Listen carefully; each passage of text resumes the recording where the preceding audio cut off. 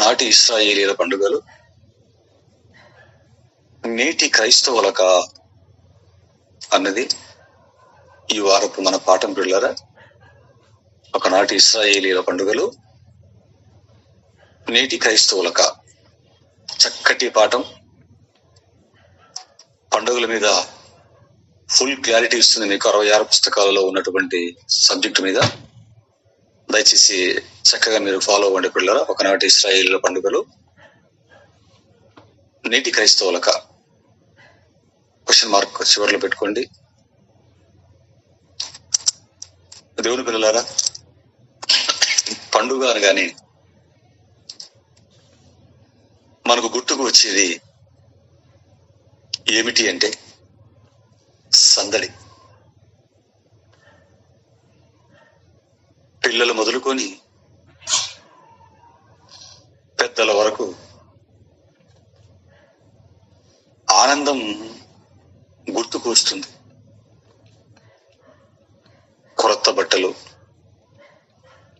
అలాగే పిండి వంటలు, తిన్న తర్వాత మరి తిరగడం, తిరుగుళ్ళు అంటారు. దగ్గరలో ఉన్న బీచ్లు కానివ్వండి, జలపాతాల దగ్గరికి కానివ్వండి, జూల దగ్గరికి కానివ్వండి, మొదలైన ప్రదేశాలకి వెళ్ళి సరదాగా గడిపి రావటం అనేది పండుగ అనగానే ఇవన్నీ మనకు గుర్తుకు వస్తాయి. ఇది ఒక్క మన దేశంలోనే కాదు పిల్లారా, ప్రపంచంలో ఉన్న ఇతర దేశాలలో కూడా ఇదే సందడి మనకు కనబడుతుంది.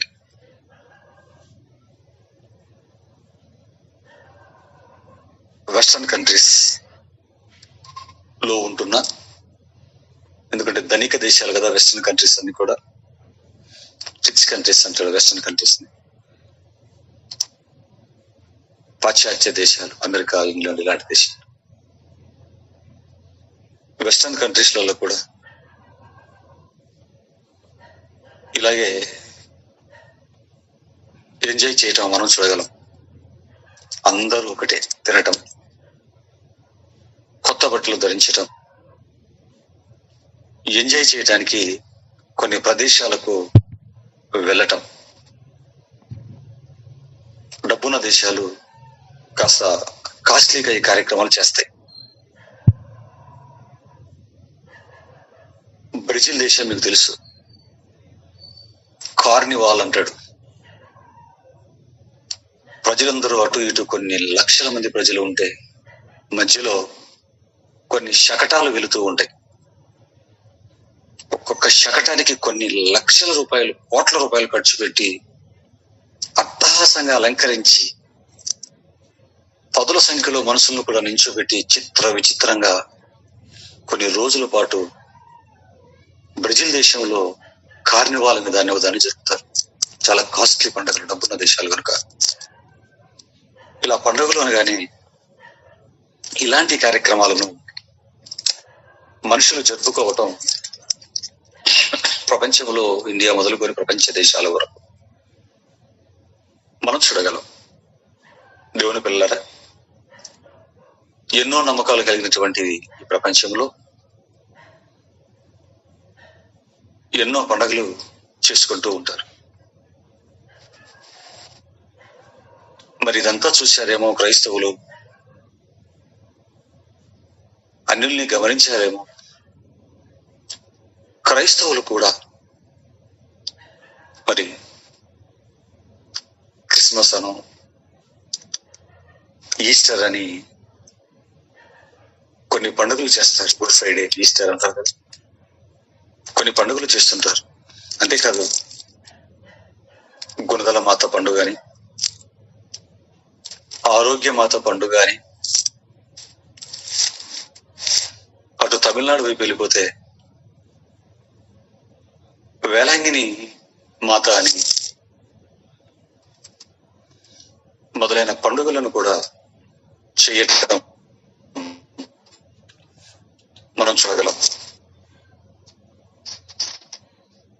న్యూస్ లో కూడా క్రైస్తవుల పండుగల గురించి చూపిస్తూ ఉంటారు. ఆలోచించండి దేవుని పిల్లలారా. ఇక ఇవే కాక ఈ పండుగలు మాత్రమే కాక మన వారు ఇశ్రాయేలీల పండుగలను కూడా చేయటం మనం చూడగలం.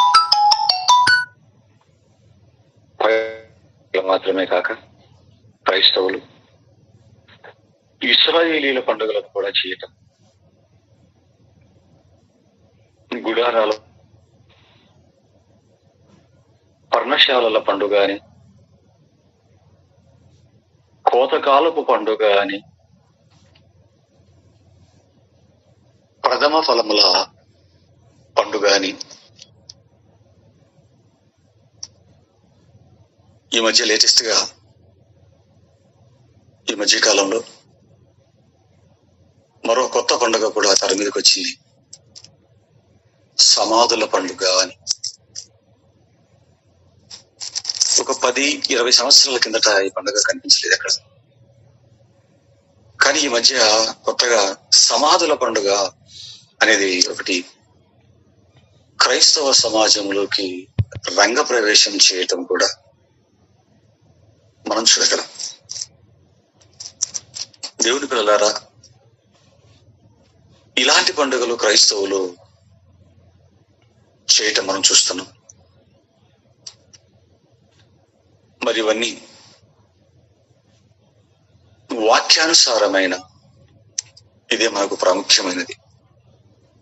క్రైస్తవులు గాని ఎవరు ఏది చేసినా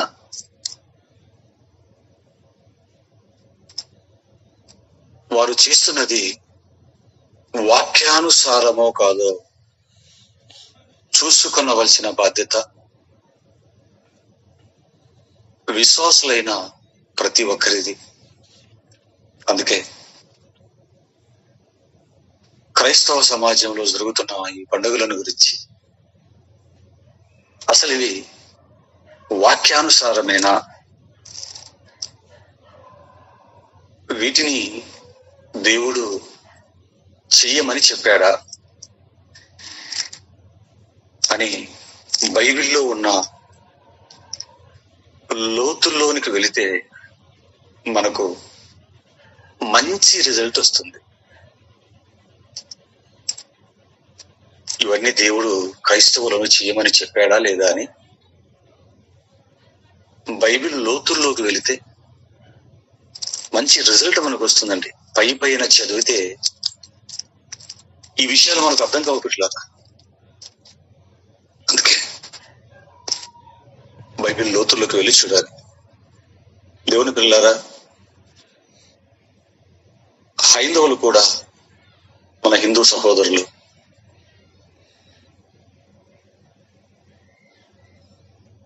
చేస్తున్న పండుగలలో అందరూ ఆచరించేవి కొన్ని ఉంటాయి. అన్ని పండుగలు అందరూ చేయరు, కానీ హైందవులు కూడా అందరూ సంతోషంగా చేసుకునే పండుగలు కొన్ని ఉంటాయి. వాటిల్లో దీపావళి ఒకటి, దసరా అని. ఈ దీపావళి, దసరా పండుగలను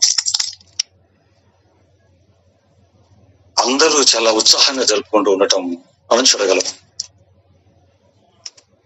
ఒక దీపావళి పండుగ వారు చేస్తున్నారు అంటే దాని వెనుక ఒక కథ ఉంటుంది. వారి గ్రంథాలలో, వారి పురాణాలలో, వారి గ్రంథాలలో దీపావళి ఎందుకు జరుపుకోవాలో ఓ రాయబడి ఉంటుంది. నరకాసురుడు అనే ఒక రాక్షసుడిని సత్యభామ అనే ఒక స్త్రీ తన భర్తతో కూడా వెళ్లి భర్త మూర్చిపోతే ఆవిడ సంహరించడం వలన గొప్ప మేలు ప్రపంచానికి జరిగింది అని ఆ కథను పురస్కరించుకుని దీపావళిని చేసుకోవటం మనం చూడగలం. అంటే చివరికి హైందవులు చేస్తున్న పండుగలకు కూడా, అంటే హైందవులు చేసుకుంటున్న పండుగలకు కూడా వారి పుస్తకాలలో రాయబడి ఉన్నాయి. వ్రాయబడి ఉన్న దానిని అన్యజనులు సహితం చేసుకోవటం మనం చూడగలం. అలాగే ముస్లిం సోదరులు కూడా, వారు కూడా 2 పండుగలను చాలా ప్రాముఖ్యంగా చేసుకుంటూ ఉంటారు. ఒకటి రంజాన్ అని, 2 బక్రీద్ అని. మరి వారు కూడా ఈ రంజాన్ని ఎందుకు చేసుకుంటారు అంటే, వారి గ్రంథాలలో దీని గురించి కూడా కథనాలు రాయబడ్డాయి. రంజాన్ ఎందుకు చేసుకుంటారు అంటే, ఆయన మహమ్మద్ గారు చెప్పుకున్న మాటలు వాళ్ళ గ్రంథాలలో, ఆయన హృదయ పలకం మీద దైవ వాక్కు వహీ వచ్చింది. అలా వహీ వచ్చినటువంటి నెలే రంజాన్ నెల అని, రంజాన్ మాసం అని, రంజాన్ పండుగను సంతోషంగా దేవుడు వాక్కులు మాకు వచ్చాయని చెప్పుకుంటూ జరుపుతారు. ఇక బక్రీద్ని ఎందుకు జరుపుతారు అంటే, వారి గ్రంథాల్లో రాయబడింది ఏంటంటే, అబ్రహాము గారు తన కొడుకైన ఇష్మాయిలును, ఇస్సాకును కాదు, ఇష్మాయిలును బలివ్వటానికి వెళ్ళినప్పుడు దానికి బదులుగా ఒక మేకను దేవుడు చూపిస్తే, మేకను లేదా ఒక పొట్టేలుని ఇచ్చి వచ్చినట్లుగా బక్రీద్ అని చేసుకుంటూ ఉంటారు. అంటే ముస్లింలు కూడా ఒక బక్రీద్ కానివ్వండి, రంజాన్ కానివ్వండి, వారి గ్రంథాలలో రాయబడి ఉండటాన్ని బట్టి చేసుకోవటం మనం గమనించగలం. మరి దేవుని పిల్లరా, క్రైస్తవులు చేసుకుంటున్నటువంటి క్రిస్మస్ గురించి కానీ, గుడ్ ఫ్రైడే, ఈస్టర్ల గురించి కానీ, అలాగే సమాధుల పండుగ గురించి కానీ, ఈ లూర్దు మాత అని, వేలంగిని అని, గుణదల మాత అని చూడండి, ఇలాంటి వాటి గురించి చేసుకోమని ఎక్కడైనా బైబిల్లో ఆధారాలు ఉన్నాయా అని మనం చూడగలిగితే, అట్టహాసంగా చేసుకుంటే క్రిస్మస్ గురించి ఎక్కడైనా దేవుడు రాయించాడా? డిసెంబర్ 25వ తారీఖు యేసు క్రీస్తు వారు పుట్టినట్టుగా ఎక్కడైనా ఉందా అంటే, ఆయన లోకములోకి వచ్చినట్లుగా ఉంటుంది తప్ప, ఎప్పుడు వచ్చాడు, డిసెంబర్ 25 వచ్చాడు అని మాత్రం ఎక్కడ ఉండదు, ఆధారం లేదు. అంటే దీనిని కూడా బైబిల్లో లేకపోయినా, ఎటువంటి ఆధారం లేకుండా చేసుకోవటం. గుడ్ ఫ్రైడే అనే పదము కూడా బైబిల్లో ఎక్కడ మనకు కనిపించదు. ఈస్టర్ అనే పదం కూడా బైబిల్లో మనకు ఎక్కడా కనిపించదు. సమాధుల పండుగ అనేది కూడా మనకు ఎక్కడా కనిపించదు. ఇశ్రాయేలీయుల పండుగలైన పర్ణశాలల, గుడారాల పండుగలు క్రైస్తవులారా మీరు చేసుకోండి అని గాని, చచ్చిపోయిన సమాధుల కోసం పండగ చేసుకుని తిరగండి అని గాని, వీటి ఆనవాళ్ళు కూడా మనకు బైబిల్లో ఎక్కడ కనిపించవు పిల్లారా. అంటే బైబిల్లో లేకపోయినా, బైబిల్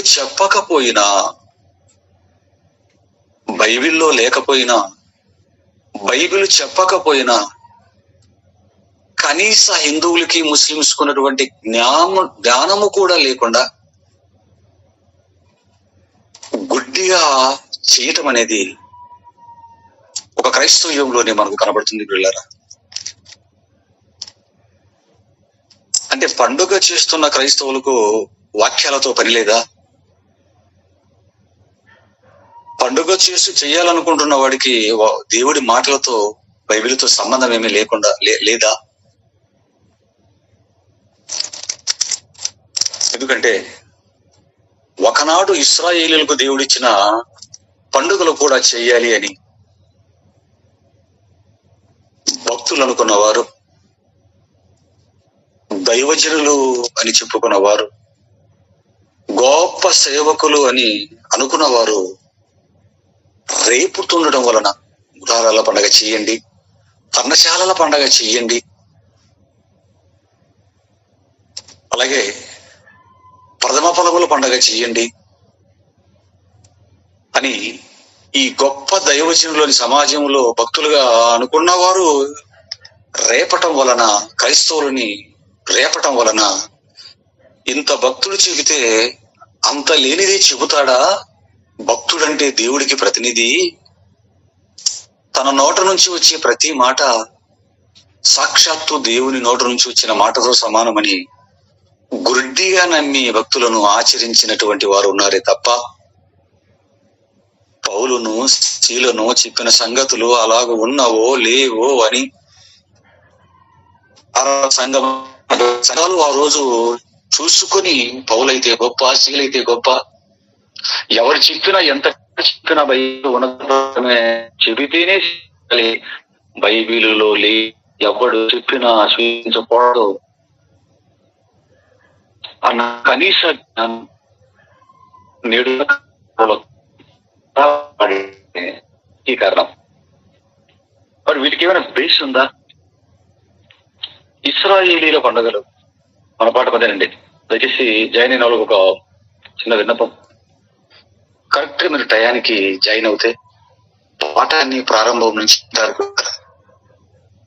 ఒక సినిమా చూడాలి అంటే టైటిల్ లెటర్స్ పడినప్పటి నుంచి వెళ్తాం. ఎందుకంటే సినిమాల్లో కూడా అక్షరాలు పడకముందు కొంత స్టోరీ జరుగుతుంది, అక్షరాలు కొంత స్టోరీ జరిగిన తర్వాత అక్షరాలు కూడా ఆ తర్వాత మళ్ళీ మిగతా స్టోరీ జరుగుతుంది.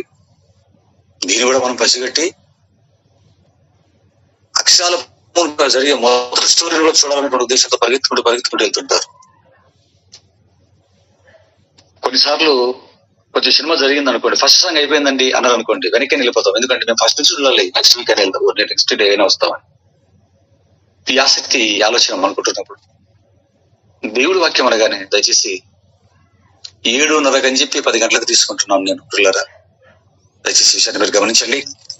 దేవుడిచ్చిన సమయాన్ని మీరు కరెక్ట్ గా టయానికి వచ్చినట్లయితే మొదటి నుంచి వింటే మీకు అర్థమవుతుంది తప్ప సగం దయచేసి వినకండి. పిల్లరా, స్త్రీ పురుషులకు అందరికీ దేవుడి పిల్లలు కనుక మీ అందరికీ నేను క్రీస్తు పేరిట విన్నవించుకుంటున్నాను.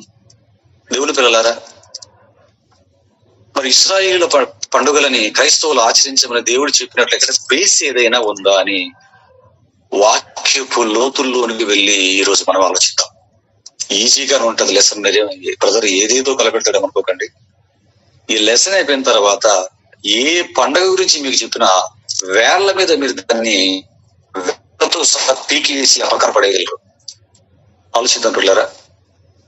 ఇది మనకు అర్థం కావాలి అంటే మొదట ఇశ్రాయేలు గురించి మనం ఆలోచిద్దాం. ఎందుకంటే దేవుడు ఇశ్రాయేలీలని పండుగలు చేయమన్నాడు, ఉంది, వారిని చేయమని చెప్పాడు. పండుగలు ఏ రకంగా చేయాలో అంటే ఏ రకంగా చేయమన్నాడు, ఎలా చేయమన్నాడు, వీటితో చేయమన్నాడు అన్న బైబిల్ లోతుల్లోకి మనం వెళితే ఈ పండుగలను క్రైస్తవులకు చేయమని చెప్పాడా లేదా అన్న ఒక క్లారిటీ మనకు వస్తుంది. చూద్దాం ఒక్కసారి నిర్గమకాండం 23వ అధ్యాయం. నిర్గమకాండం 23వ అధ్యాయం 14-15 వచనాలు చూడండి. దేవుడి పిల్ల రాసుకోండి, జాగ్రత్తగా రాసుకోండి. మంచి సంగతిని ఈ 1 hour మీకు నేను అందిస్తాను. జాగ్రత్తగా మనసు పెట్టి 1 గంట అలా మీ మనసులను కేంద్రీకరించండి, మీ చెవులు ఇటు పడేయండి పిల్లరా. నిర్గమకాండం 23వ అధ్యాయం 14-15 వచనాలు. సంవత్సరమునకు 3 మారులు నాకు పండుగ ఆచరించవలెను. ఏమండి, సంవత్సరానికి ఎన్నిసార్లు చేయాలంటే 3 మారులు. పులియని రొట్టెల పండుగను ఆచరించవలెను. నేను నీకు ఆజ్ఞాపించినట్లు అబీబు నెలలో నీవు ఐగుప్తులో నుండి బయలుదేరి వచ్చితివి గనుక ఆ నెలలో నియామక కాలమందు 7 దినములు పులియని రొట్టెలను తినవలెను. నా సన్నిధిని ఎవడునూ ఒట్టి చేతులతో కనబడకూడదు. నీవు పొలములో విత్తిన నీ వ్యవసాయముల తొలి పంట యొక్క కోత పండుగను పొలములో నుండి నీ వ్యవసాయ పొలములో నీవు కూర్చుకున్న తర్వాత సంవత్సరాంతమందు ఫల సంగ్రహ పండుగను ఆచరింపవలెను. సంవత్సరముకు 3 మారులు పురుషులందరూ ప్రభువైన యెహోవా సన్నిధిని కనబడవలెను అన్నాడు. చూడండి పిల్లరా, చక్కగా చెప్తున్నాడండి. 420 సంవత్సరాలు ఐగుప్తు కఠిన బానిసరికపు వ్యవస్థ నుంచి విడుదల లభించింది గనుక మీరు ఇదిగో ఆ గొప్ప విడుదలను పురస్కరించుకొని పులియని రొట్టెల పండుగ పలానా నెలలో, అబీబు నెలలో మీరు చెయ్యాలి అన్నాడు. చూడండి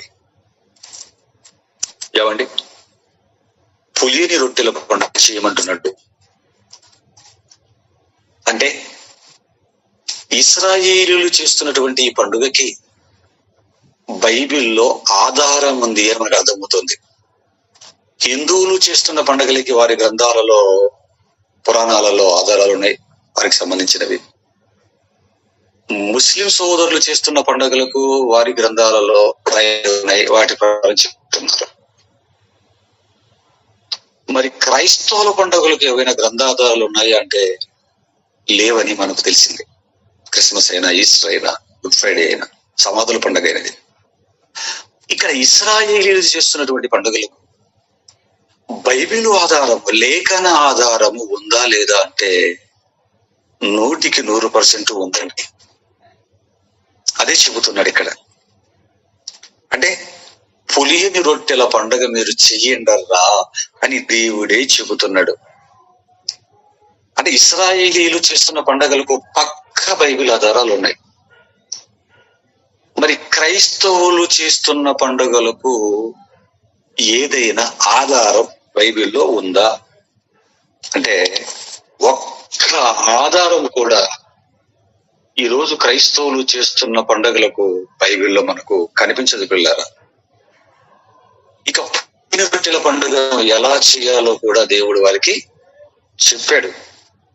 అంటే పులియని రొట్టెల పండుగ చేయమని దేవుడు చెప్తున్నట్లుగా ఆధారం మనకి ఇక్కడ కనబడుతుంది. అంతేకాదు, సంవత్సరానికి 3 సార్లు నీలోని పురుషులందరూ నీ దేవుడైన యెహోవా సన్నిధిని కనబడాలి అన్నాడు. చూడండి, హాజరు కావాలి అన్నాడు. నీ పంట పొలాలు పండినప్పుడు కూడా వాటిని కూడా నా సన్నిధికి తీసుకొని రావాలి ఒక పండుగ ఆచరించడానికి అని చెప్పాడు. చూడండి, ఇప్పుడు మనం చదువుకున్నటువంటి మాటల్లో. ఓకేనా పిల్లరా? రైట్. అంటే ఇశ్రాయేలీయులు చేస్తున్న ప్రతి పండుగకు బైబిల్ ఆధారాలు దేవుడు చెప్పినట్లుగా మనకు కనబడుతుంది. మరొక మాట ముందుకు వెళ్తాం. అదే నిర్గమకాండం కొంచెం వెనక్కి రండి, 12వ అధ్యాయం. నిర్గమకాండం 12వ అధ్యాయం మొదటి వచనం నుండి వ్రాయబడిన దేవుడి మాటలను కిందికి కొన్ని వచనాలు చదువుదాం. చూడండి, నిర్గమకాండం 12వ అధ్యాయం మొదటి వచనం. నిర్గమకాండం 12 మొదటి వచనం. మోషే అహరోనులు ఐగుప్తు దేశంలో ఉండగా యెహోవా వారితో ఇలాగ సెలవిచ్చెను, నెలలో ఈ నెల మీకు మొదటిది, ఇది మీ సంవత్సరమునకు మొదటి నెల. మీరు ఇశ్రాయేలీల సర్వ సమాజంతో ఈ నెల దశమి నాడు వారు, దశమి అంటే మళ్ళీ హిందువుల పదం అనుకోకండి, అప్పుడు మన ఇంగ్లీష్ లో ట్రాన్స్లేషన్ చేసేటప్పుడు పాపం తెలియదు కదా, అందుకు వీళ్ళు ఆ దశమి నాడు అంటే దీనికి సంబంధించి ఆ పదాలు రాయించారు అంతే. బైబిల్లో దశమి, నవమి, సప్తమి ఇవన్నీ ఏం లేవండి. ఈ నెల దశమి నాడు వారు తమ తమ కుటుంబంలో లెక్క చొప్పున ఒక్కొక్కరు గొర్రె పిల్లనైనను మేక పిల్లనైనను, అనగా ప్రతి ఇంటికి ఒక గొర్రె పిల్లనైనను ఒక మేక పిల్లనైనను తీసుకుని రావలను. ఆ పిల్లను తింటూ ఒక కుటుంబము చాలకపోయిన ఎడల వాడును వాని పొరుగు వాడును తన లెక్క చొప్పున దానిని తీసుకుని తినవలను. ఆ గొర్రె పిల్లను భుజించటకు ప్రతి వాని భోజనము పరిమితిని బట్టి వానికి రెక్కింపవలను. నిర్దోషమైన ఏడాది మగ పిల్లను తీసుకోవలను. గొర్రెలలో నుండి అయినను మేకల నుండి అయినను దానిని తీసుకునవచ్చును. ఈ నెల 14వ దినం వరకు మీరు దానిని ఉంచుకొనవలను. చూసారా, పస్కా పండగ గురించి చెబుతున్నాడండి ఇక్కడంతా కూడా. ఏ నెలలో ఏ దినం ఆచరించాలో కూడా పర్టికులర్ గా దేవుడు రాసి చెబుతున్నాడు. ఎలా ఆచరించాలో ఒక పెద్ద మెను ఇస్తున్నాడు. కిందికి మీరు చదువుకుంటూ వెళ్ళిపోతే ఈ అధ్యాయం అంతా కేవలం పండగ చెయ్యండి అని వారి ఇష్టానికి విడిచిపెట్టలేదండి. ఒక పెద్ద మెను రాసుకుంటూ వచ్చాడు. ఒక గొర్రె పిల్లను తీసుకురండి అనగానే ఏ గొర్రె దొరికితే ఆ గొర్రె తీసుకెళ్ళడానికి కుదరదు. ఏడాది గొర్రె పిల్ల లేదా మేక పిల్ల అన్నాడు. దాని వయసు ఎంత ఉండాలి? ఏడాది, 1 సంవత్సరం వయసు ఉండాలి.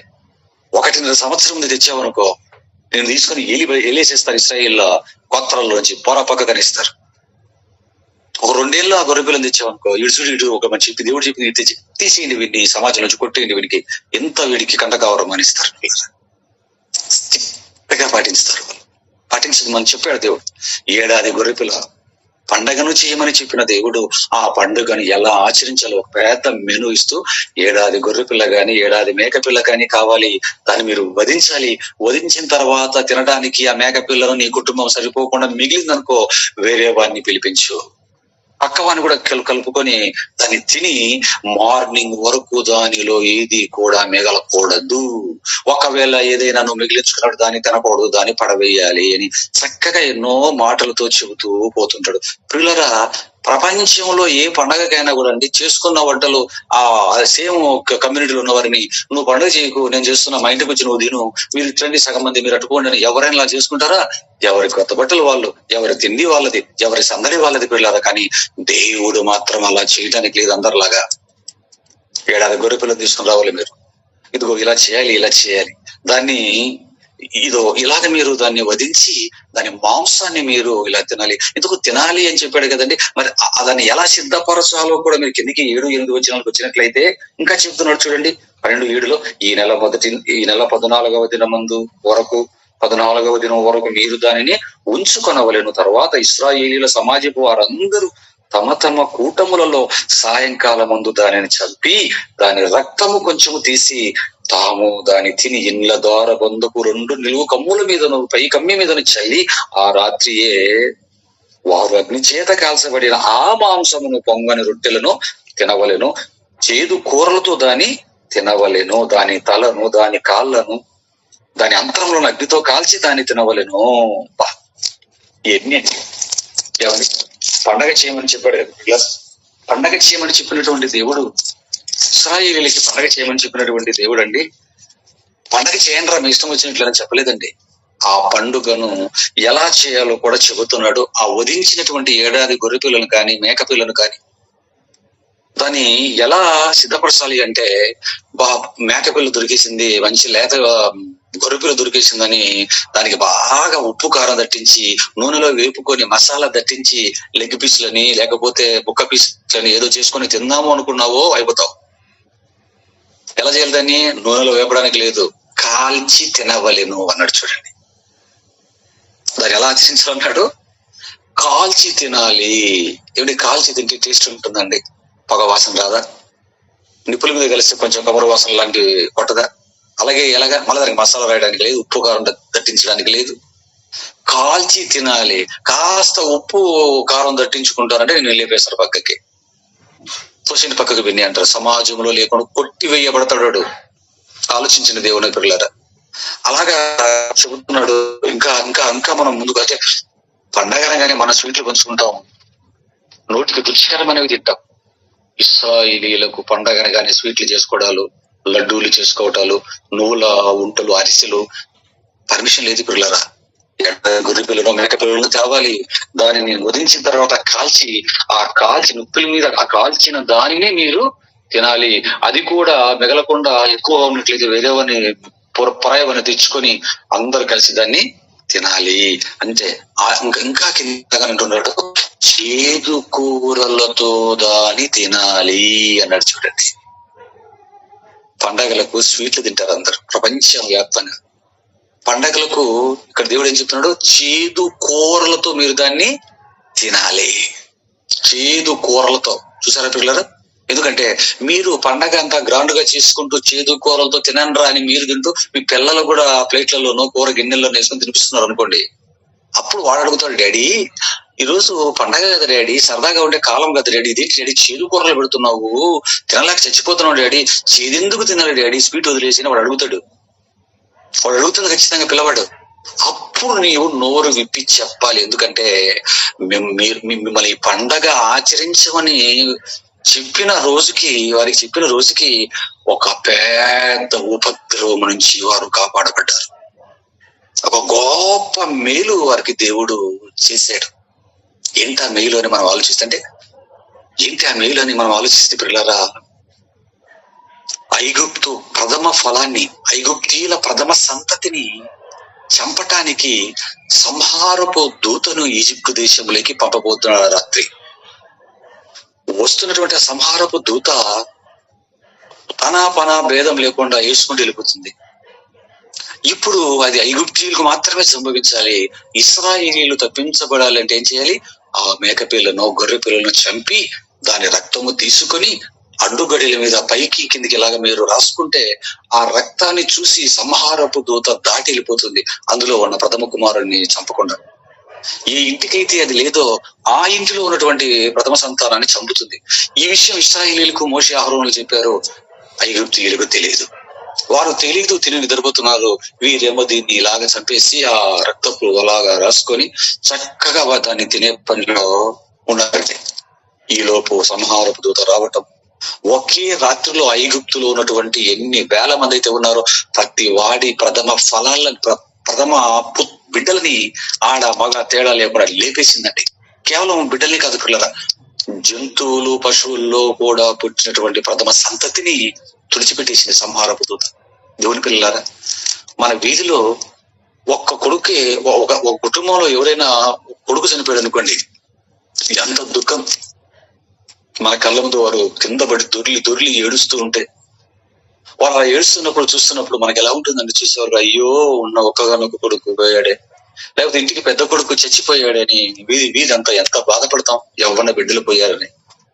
ఒక్క కొడుకు పోతేనే మనం అంతగా ఏడుస్తూ బాధపడుతూ ఉన్నప్పుడు, దేవుని పిల్లలారా, మొత్తం ప్రతి కుటుంబంలో లేచిపోయారు అనుకోండి, అంటే శవము లేని ఇల్లు లేకుండా పోయింది అనుకోండి, అందరూ ఆ ప్రథమ సంతానపు ఆడపిల్లల్ని మగపిల్లల్ని బయట పెట్టి ఓని ఏడుస్తున్నారు అనుకోండి, సిచ్యువేషన్, వాతావరణం అక్కడ ఎలా ఉంటుంది ఒక్కసారి మీరు ఇమాజిన్ చేసుకోండి.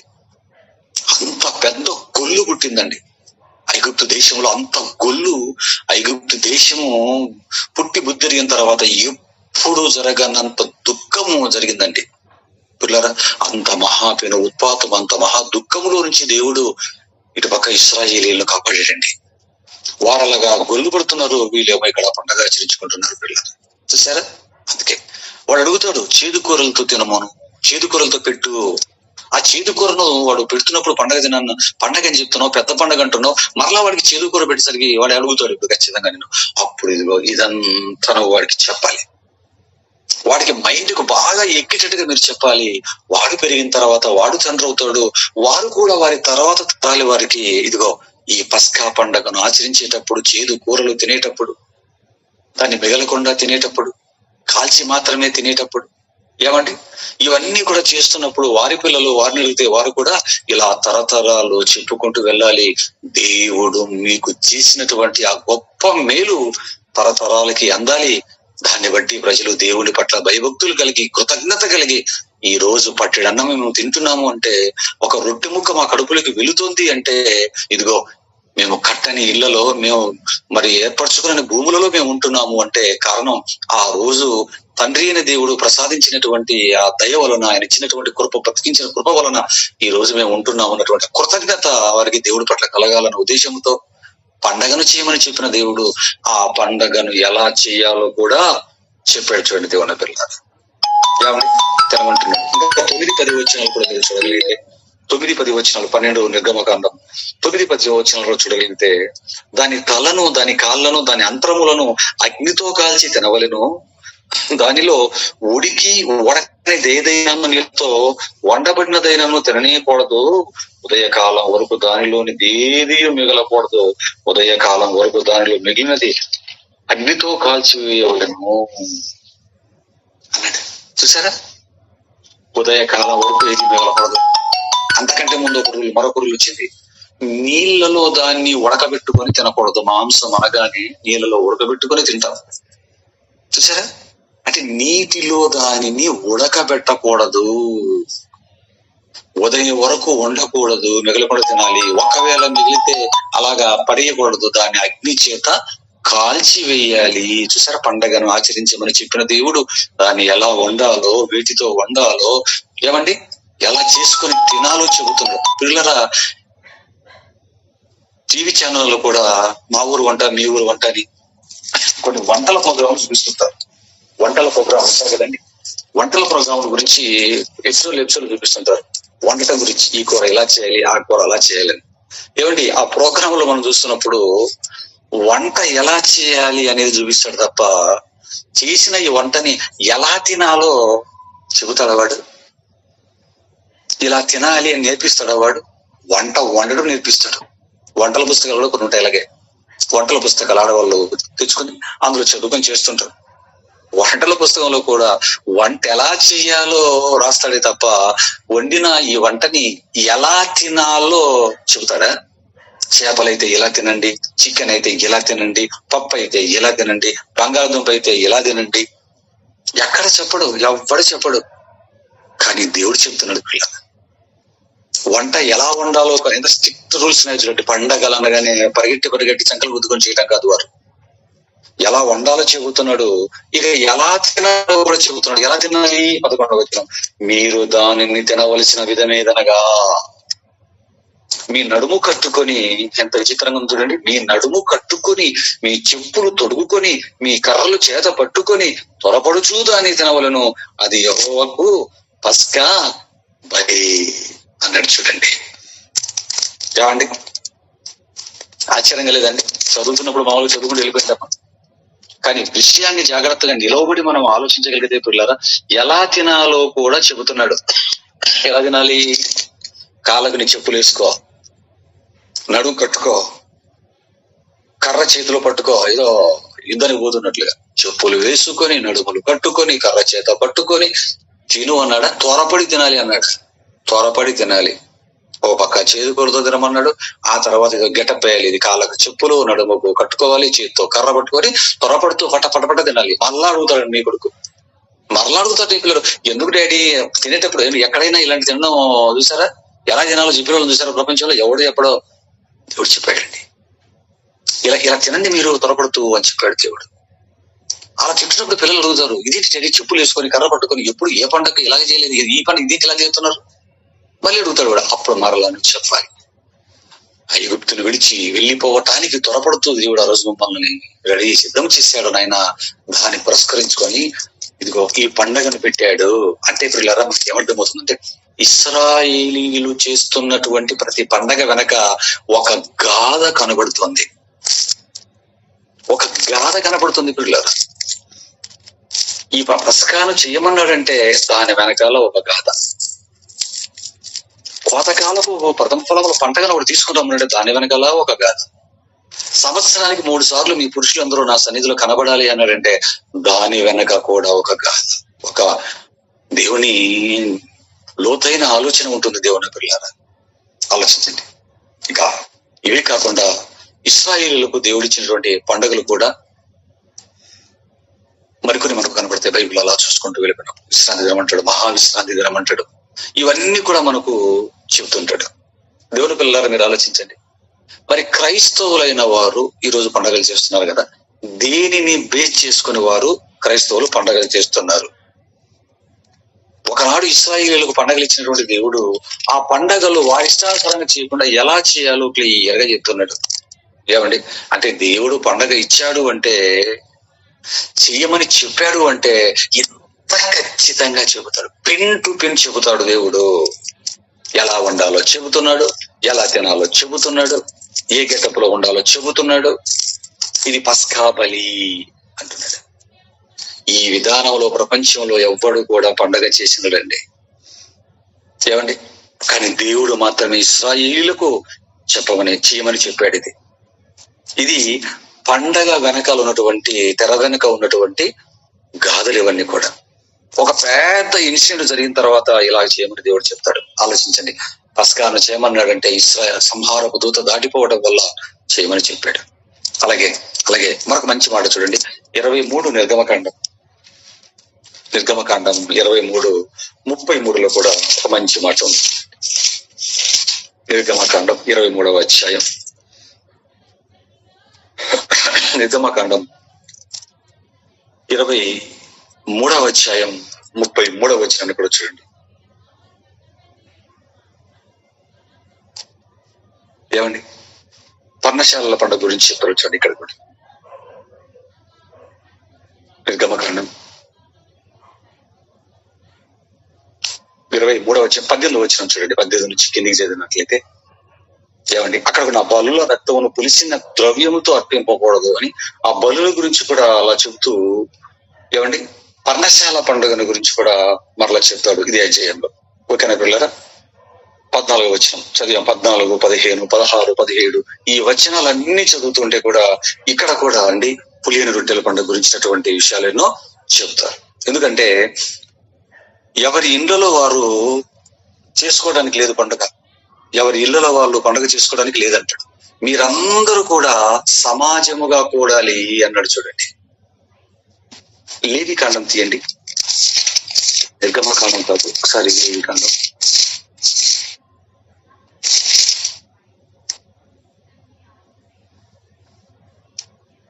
లేవి కాండం కరెక్ట్, లేవి కాండం, అది నిర్గమకాండం కాదు, లేవి కాండం. చూడండి, క్షమించండి, లేవి కాండం 23వ అధ్యాయం 33, 34 వచనాలను జాగ్రత్తగా చూడగలిగితే, లేవి కాండం 23వ అధ్యాయం 33, 34 వచనాలు. మరియు యెహోవా మోషేకు ఇలాగ సెలవించెను, నీవు ఇశ్రాయేలీయులతో ఇట్లనము, ఈ 7వ నెల 15వ దినము మొదలుకొని 7 దినముల వరకు యెహోవాకు పర్ణశాలల పండుగ ఆచరించవలెను, జరుపవలెను అన్నాడు. చూడండి, ఇంతవరకు ఏమండి 2 పండుగలు చూసాం మనం. ఏమండి 2 పండుగలు, పులియని రొట్టెల పండుగ చూసాం, పస్కా పండుగ చూసాం పిల్లరా. ఇక్కడ ఏం చెప్తున్నాడు, ఈ 7వ నెల 15వ దినము మొదలుకొని 7 దినముల వరకు యెహోవాకు పర్ణశాలల పండగ జరుపవలెను. వాటిలో మొదటి దినం మీరు పరిశుద్ధ సంఘముగా కూడవలెను. అందులో మీరు జీవనోపాధి అయిన ఏ పనియో చేయకూడదు అన్నాడు. చూడండి, 7 దినములు మీరు యెహోవాకు హోమము చేయవలెను. 8వ దినం మీరు పరిశుద్ధ సంఘముగా కూడి యెహోవాకు హోమార్పణమును చేయవలెను. అది మీకు వ్రత దినముగా ఉండును. అందులో మీరు జీవనోపాధి అయిన ఏ పనియు చేయకూడదు. ఈ పండుగ ఎలా చేయాలి? పర్ణశాలల పండుగలను అలాగా పర్ణశాలలు వేయాలి. దీని గురించి ఆల్రెడీ మళ్ళీ ఒక పాట తర్వాత మాట్లాడతాను. పర్ణశాలల పండుగలను పర్ణశాలలు వేసుకోవాలి, రకరకాలైనటువంటి హోమాలను వాటిని తీసుకోమని చెప్తారు. అయితే ఇందులో చెప్పిన ఒక దాన్ని మీకు చెప్పి నేను ముందుకెళ్తాను. ఎందుకంటే ఇక్కడ ఏం చెప్తున్నాడు, జాగ్రత్త చదువుతున్నప్పుడు, సమాజముగా మీరు కూడాలి, పరిశుద్ధ సంఘముగా మీరు కూడాలి, అందులో మీ జీవనోపాధి అయిన ఏ పని మీరు చేయకూడదు అంటున్నాడు. ఏంటి, పర్ణశాలలు కట్టుకొని పర్ణశాలలో ఉంటూ మరలా బయటకు వచ్చి అందరూ సమాజంగా కూడాలంట. ఎవరి పర్ణశాలలో వాళ్ళు పండుగ చేసుకోవడానికి కుదరదు. పర్ణశాల కట్టి మరలా అందరూ 7వ దినం దగ్గరికి వచ్చి అక్కడ కూర్చుండి సంఘముగా కూడాలి అన్నాడు. సంఘముగా ఎందుకు కూడాలి? ఎందుకంటే అక్కడ అలా కూడిన తల్లులు పిల్లలతో కూడుకొని మీరందరూ కూడా దేవుడు మీ పట్ల జరిగించిన అద్భుత ఆశ్చర్య కార్యముల గురించి, ఆయన గుణలక్షణాల గురించి, ఐగుప్తులు చేసిన మహాపది ఆ యొక్క గొప్ప కార్యక్రమాల గురించి మీరు మాట్లాడుకోవాలి. మీ పిల్లలు వినాలి. అంటే మరిచిపోకుండా జ్ఞాపకం చేసుకుంటూ మాట్లాడాలి అని చెప్పాడు. చూడండి పిల్లగా, ఎంతగా ఇవి ఉండాలంటే, మీకు ఎంతగా ఇవి మీ జ్ఞాపకాలలో ఉండాలంటే ఒక మాట చూడండి, ద్వితీయోపదేశకాండం చెప్తున్నాడు. చూడండి, ద్వితీయోపదేశకాండం 6వ అధ్యాయం ఎంతగా అవి మీకు గుర్తుకుండాలో చెబుతున్నాడు. సంఘంలో ఎందుకు కొడుకుంటున్నాడు? ఆయన గురించి ఆలోచించడానికి, ఆయన యొక్క కార్యాల గురించి చర్చించుకోవటానికి, ఒకరితో ఒకరు పంచుకోవటానికి. ఏమండి, ఎందుకంటే అవి వారి యొక్క మస్తిష్కాలలో నుంచి అవి చెరిగిపోవటానికి లేదు పిల్లలు. అందుకే చెప్తున్నాడు. ద్వితీయోపదేశకాండము 6వ అధ్యాయాన్ని జాగ్రత్తగా మీరు చూడగలిగితే 2వ వచనం నుంచి చూడండి. ద్వితీయోపదేశకాండము 6వ అధ్యాయం 1వ వచనం చూడండి. నీవును, ద్వితీయోపదేశకాండం 6:1, నీవును నీ కుమారుడు చూసారండి, 3 తరాలు నీ దేవుడైన యెహోవాకు భయపడి నేను నీకు ఆజ్ఞాపించు ఆయన ఆజ్ఞలన్నీయు నీ జీవిత దినములన్నిటిను గైకొనుచు, అంటే చనిపోయేంత వరకు నీవు దీర్ఘాయుష్మంతుడవగున్నట్లు మీరు స్వాధీనపరచుకున్నటకు ఏరు దాటి వెళ్ళనున్న దేశమందు మీరు జరుపుకున్నటకు మీరు బోధింపవలనని మీ దేవుడైన యెహోవా ఆజ్ఞాపించిన ధర్మమంతయు, అనగా కట్టడలు, విధులు ఇవే. 4వ వచనం, ఇశ్రాయేలు వినుము, మన దేవుడని యెహోవా ద్వితీయుడగు యెహోవా, నీ పూర్ణ హృదయంతో, నీ పూర్ణ ఆత్మతో, నీ పూర్ణ శక్తితో నీ దేవుడని యెహోవాను ప్రేమింపవలను. నేడు నేను నీకు ఆజ్ఞాపించి మాటలు నీ హృదయంలో ఉండవలను. నీవు నీ కుమారులకు వాటిని అభ్యసింపచేసి నీ ఇంట కూర్చున్నప్పుడు, త్రోవలో నడుచున్నప్పుడు, పండుకున్నప్పుడు, లేచినప్పుడు వాటిని గురించి మాట్లాడవలను. సూచనగా వాటిని నీ చేతికి కట్టుకొనవలను. అవి నీ కన్నుల నడుమ భాషకముల వలె ఉండవలను. నీ ఇంటి ద్వారముల బంధముల మీదను నీ గౌనుల మీదను వాటిని వ్రాయవలెను. ఎంతగా చెప్పాడు చూడండి పిల్లల. ఎంతగా చెప్పాడు చూడండి దేవుని కదా. ఎందుకంటే ఇక నీ కన్నుల నుంచి నీ పక్కకి వెళ్ళిపోవడానికి కుదరదు అన్నాడు. నీ గౌనుల మీద, నీ గోడల మీద, ద్వార బంధముల మీద భాషికాల పెళ్లిలో కట్టుకుంటూ భాషికాలు పెళ్లి కొడుకు పెళ్లి కుదురుగా కడతారు. కన్నుల మధ్యలో భాషికముగా ఉండాలి. నీ పిల్లలకు పుట్టినప్పుడు, లేచినప్పుడు, పడుకునేటప్పుడు, దోవ నడిచినప్పుడు ప్రతి సమయం ఉంది వాడికి దీని గురించి నువ్వు మాట్లాడాలి. కన్ను మూసి కన్ను తెరిస్తే నీకు దేవుడి యొక్క ఆజ్ఞలు, కట్టడలు, ఆయన మాటలే కనిపించాలి అన్నాడు చూడండి. ఏమంటే ఎందుకు మరిచిపోకుండా ఉండాలి, మీ జ్ఞాపకాలలో ఉండాలి అంటే 24 hours ఎక్కడ చూసినా మీ కన్నుల ముందు ఆ వాక్యాలు ఉండాలి. రాసుకోండి, కట్టుకోండి, చెప్పుకోండి అంటాడు చూడు దేవుని పిల్లారా. ఆలోచించండి. ఈ కాలంలో ఎందుకు దేవుడు అలా చెప్పాడంటే ఇప్పట్లో ఒక ట్రెండ్ నడుస్తుందండి. ఏంటి ఆ ట్రెండ్ అంటే పచ్చబొట్టులాగా టాటూ అని వేయించుకుంటుంటాడండి. ఎక్కడ పడితే అక్కడండి, ఎక్కడ పడితే అక్కడ, ఏ ఆకారంలో పడితే అక్కడ, గొంతులకి, చేతులకి, ఏమంటే ఇక్కడ ఇక్కడ ఇక్కడ చేతులు, మజిల్స్ కి, గుండెల మీద, కాళ్ళకి, గొంతుకి, అంతా ఒళ్ళంతా కానీ వెనకాతల మెడకి, వీపుకి. ఏమండి ఎందుకు ఆ పేర్లు అలా పొలిపించుకుంటున్నావు అంటే ఇదిగో మా ఫ్రెండ్, లేకపోతే మా మమ్మీ, మా డాడీ, లేకపోతే నా ప్రియురాలు, లేకపోతే మా ఆవిడ, మా పిల్లలు ఎప్పుడు నాకు ఉండాలా, ఇలా కనిపిస్తూ ఉండాలా, మర్చిపోవడం, ఇలా చెయ్యి ఎత్తితే వాళ్ళే కనిపించాలని ఆలోచన చూసారా? అంటే మరిచిపోకుండా ఉండటానికి, మర్చిపోకుండా ఉండటానికి. గతంలో కొన్ని సంవత్సరాల కిందట గజిని అనేటువంటి ఒక ఫిలిం ఏదో ఒక పేరున్న డైరెక్టర్ తీశాడండి. ఏమండి అందులో ఆ గజిని అనే ఆ హీరో పాత్రకి మతిమరుపు అనే ఒక జబ్బు, మతిమరుపు అంటే దాన్ని ఏమంటారంటే షార్ట్ టైం మెమరీ లాస్ అనేది ఒక విచిత్రమైన జబ్బు, రేర్ గా వచ్చే జబ్బు మరి ఆ హీరోకి వస్తుందట.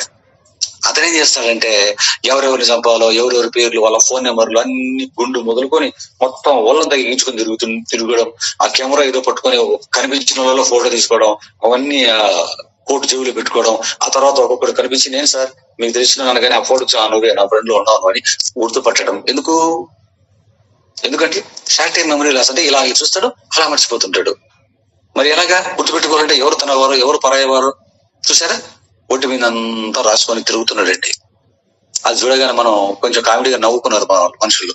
అరే ఈడేంటి ఇటువంటి జబ్బు వచ్చింది వీడికి అని. ఏమండి ఆడికి వచ్చిందేమో తెలియదు కానీ ఆ జబ్బు మనకుందండి. అసలైన గజినీలు ఎవరంటే మనమేనండి, క్రైస్తవ పిల్లలు. దేవుడి బిడ్డలు అంటారు చూసారా, క్రైస్తవ బిడ్డలు అంటారు. ఎందుకంటే ఆడైనా కొద్దిసేపు మర్చిపోయి మళ్ళీ చూడగానే గుర్తు తీసుకుంటారేమో కానీ నిజంగా క్రైస్తవ బిడ్డలైన మన గురించి మీరు ఆలోచించండి. అసలు లాస్ట్ వీక్ మనకి ఎంత మతిమరుపు అండి. లాస్ట్ వీక్ అయిన పాఠం ఏదో చెప్పండి అంటే ఎంతమంది చెప్పగలరు చెప్పండి? పోయిన వారం ఆదివారం చెప్పిన పాఠం చెప్పంటారంటే మీరు ఎంతమంది గుర్తు తీసుకొని చెప్పగలరు? అంతకుముందు వారం ఏ పాఠం చెప్పండి చెప్పగలుగుతారంటారా పిల్లరా? అస్సలు గుర్తుండవండి. అలా చూసుకొని ఇలా వినేసి అలా రాసు గంట సేపు చెప్పిన పాఠం అండి. అందుకే మిమ్మల్ని నోట్ బుక్లు పెట్టుకోండి, పెన్నులు పెట్టుకోండి, ఏమండి బైబిల్ దగ్గర పెట్టుకోండి, అందులో కూడా అండర్లైన్ చేసుకోండి. చెప్తున్నటువంటి ఇంపార్టెంట్ వాక్యాలను ఎందుకు చెప్తున్నాం తెలుసా అండి? మర్చిపోతాం కనుక. దేవుడు కూడా నండి మన మైండ్ లాస్ దేవుడు గుర్తించి వాక్యంలో అలా రాయించి ఆ ఐటమే కాదు, నీ గౌనుల మీద, నీ చేతికి, నీకు మొత్తం భాషకాలలో కట్టుకోండి అన్నాడు. మనకు అవన్నీ లేవు. మనం ఏం చేస్తున్నాం? నోట్స్ లో రాసుకుంటున్నాం నేర్చుకోవటానికి. మనం నేర్చుకోవటానికి రాసుకుంటున్నాం పిల్లరా. మొత్తానికి ఇదంతా వాక్యపు యొక్క సారాన్ని మనం ఆలోచిస్తే దేవుని ఆశ ఏంటంటే నా పిల్లలు నా వాక్యాన్ని నేర్చుకొని నా కోసం ఉన్నతంగా బ్రతకాలి అన్నది. అందుకే పర్ణశాలలో పండుగ ఇస్తాడు, కోతకాలం పండుగ అంటాడు. ఆ పండుగకు విధి విధానాలు చెబుతాడు. ఏమండి ఆ పండశాలల పండుగలు ఎక్కడ ఉండాలో, ఏం తినాలో, ఎలాగ ఉండాలో, ఎలా సమాజంగా కూడాలో, ఎక్కడ చూసినా మీ పని కూడా వదిలేసి దీని గురించి సంఘంగా కూడుకొని మాట్లాడుకోండి. ఎందుకు ఇన్ని చెప్తున్నాడు? ఎందుకు ఇన్ని దగ్గర వాక్యాలు రాసుకోండి నేర్చేటప్పుడు వాటి గురించి మాట్లాడండి. ఎందుకు ఇన్నిసార్లు దేవుడు చెప్తున్నాడు అంటే పిల్లరా, వారు మరిచిపోతారు గనక, పక్కన పెట్టేస్తారు పక్కన. ఇది ఎంత చెప్పినా, ఎంత డెప్త్గా ఎన్నిసార్లు చెప్పినా మర్చిపోయారా? పక్కన పెట్టేశారా?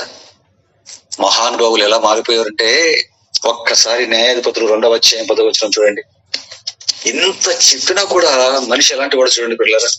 న్యాయాధిపతులు 2వ అధ్యాయం 10వ వచనాన్ని ఒకసారి మీ బైబిల్ మీరు చూడండి,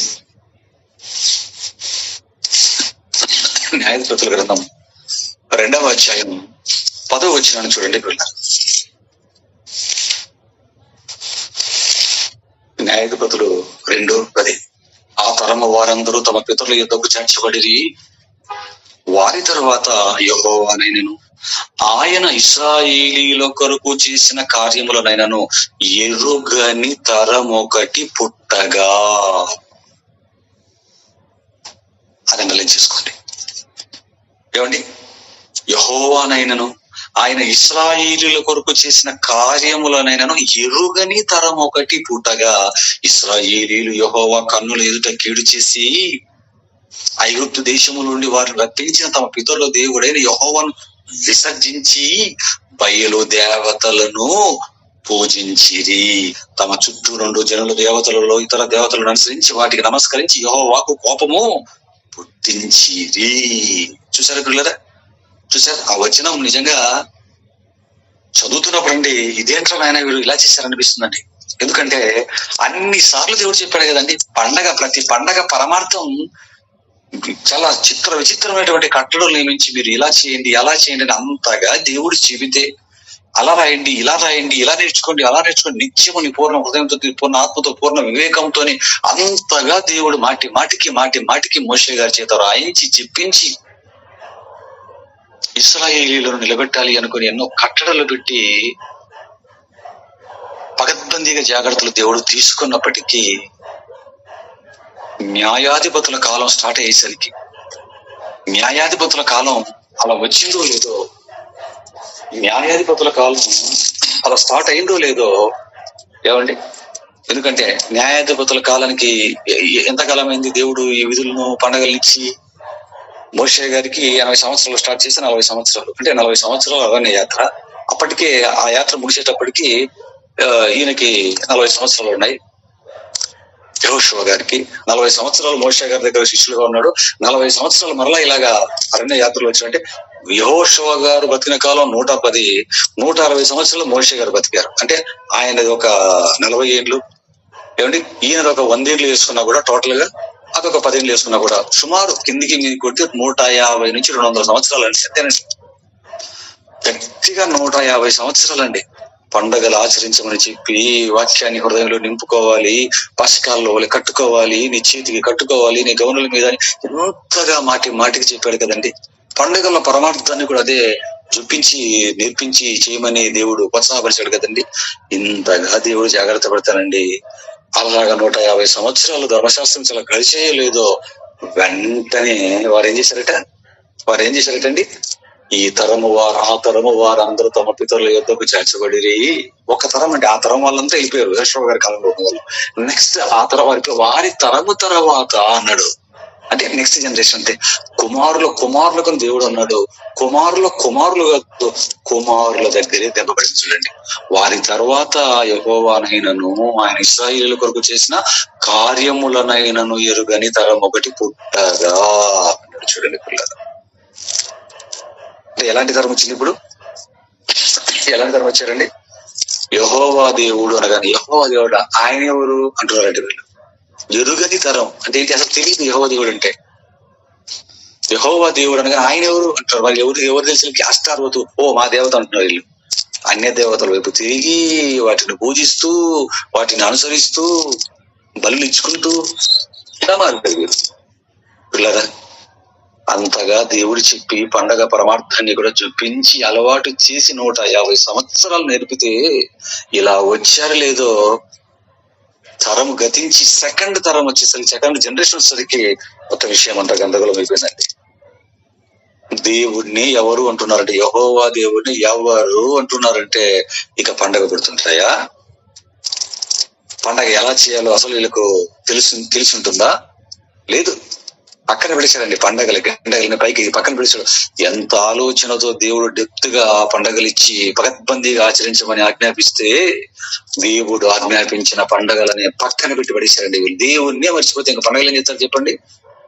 అయిపోయింది, దాటేశారు వీళ్ళు. అందుకే దేవుడు కూడా మనిషి ఇలాగా దాటి దేవుడు ఆయన ఒక నిర్ణయానికి వచ్చాడు ఇలా బ్రతుకులు చూసి. ఆయన ఉన్నాడు చూడండి, హోషేయ గ్రంథం 2వ అధ్యాయం 11వ వచనం. యెషయా గ్రంథం. ఎందుకంటే అప్పుడు ఆపడం పుట్టింది మరలా దావీదు గారిని, సొలొమోను గారిని, సమూయేలు వీళ్ళందరి ఆధ్వర్యంలో మరలా వీటిని స్టార్ట్ చేస్తే మరలా ఇటు యూదా రాజులు అటు ఇశ్రాయేల్ రాజులు 20 మంది రాగానే ఈ లోపు మరలా సిద్ధియా టైంకి వచ్చేటప్పటికి చేసుకున్నారు. వీళ్ళు పండగ అంటేనే దేవుడికి ఎలా చేశారో చివరికి చూడండి. హోషేయ గ్రంథం 2:11.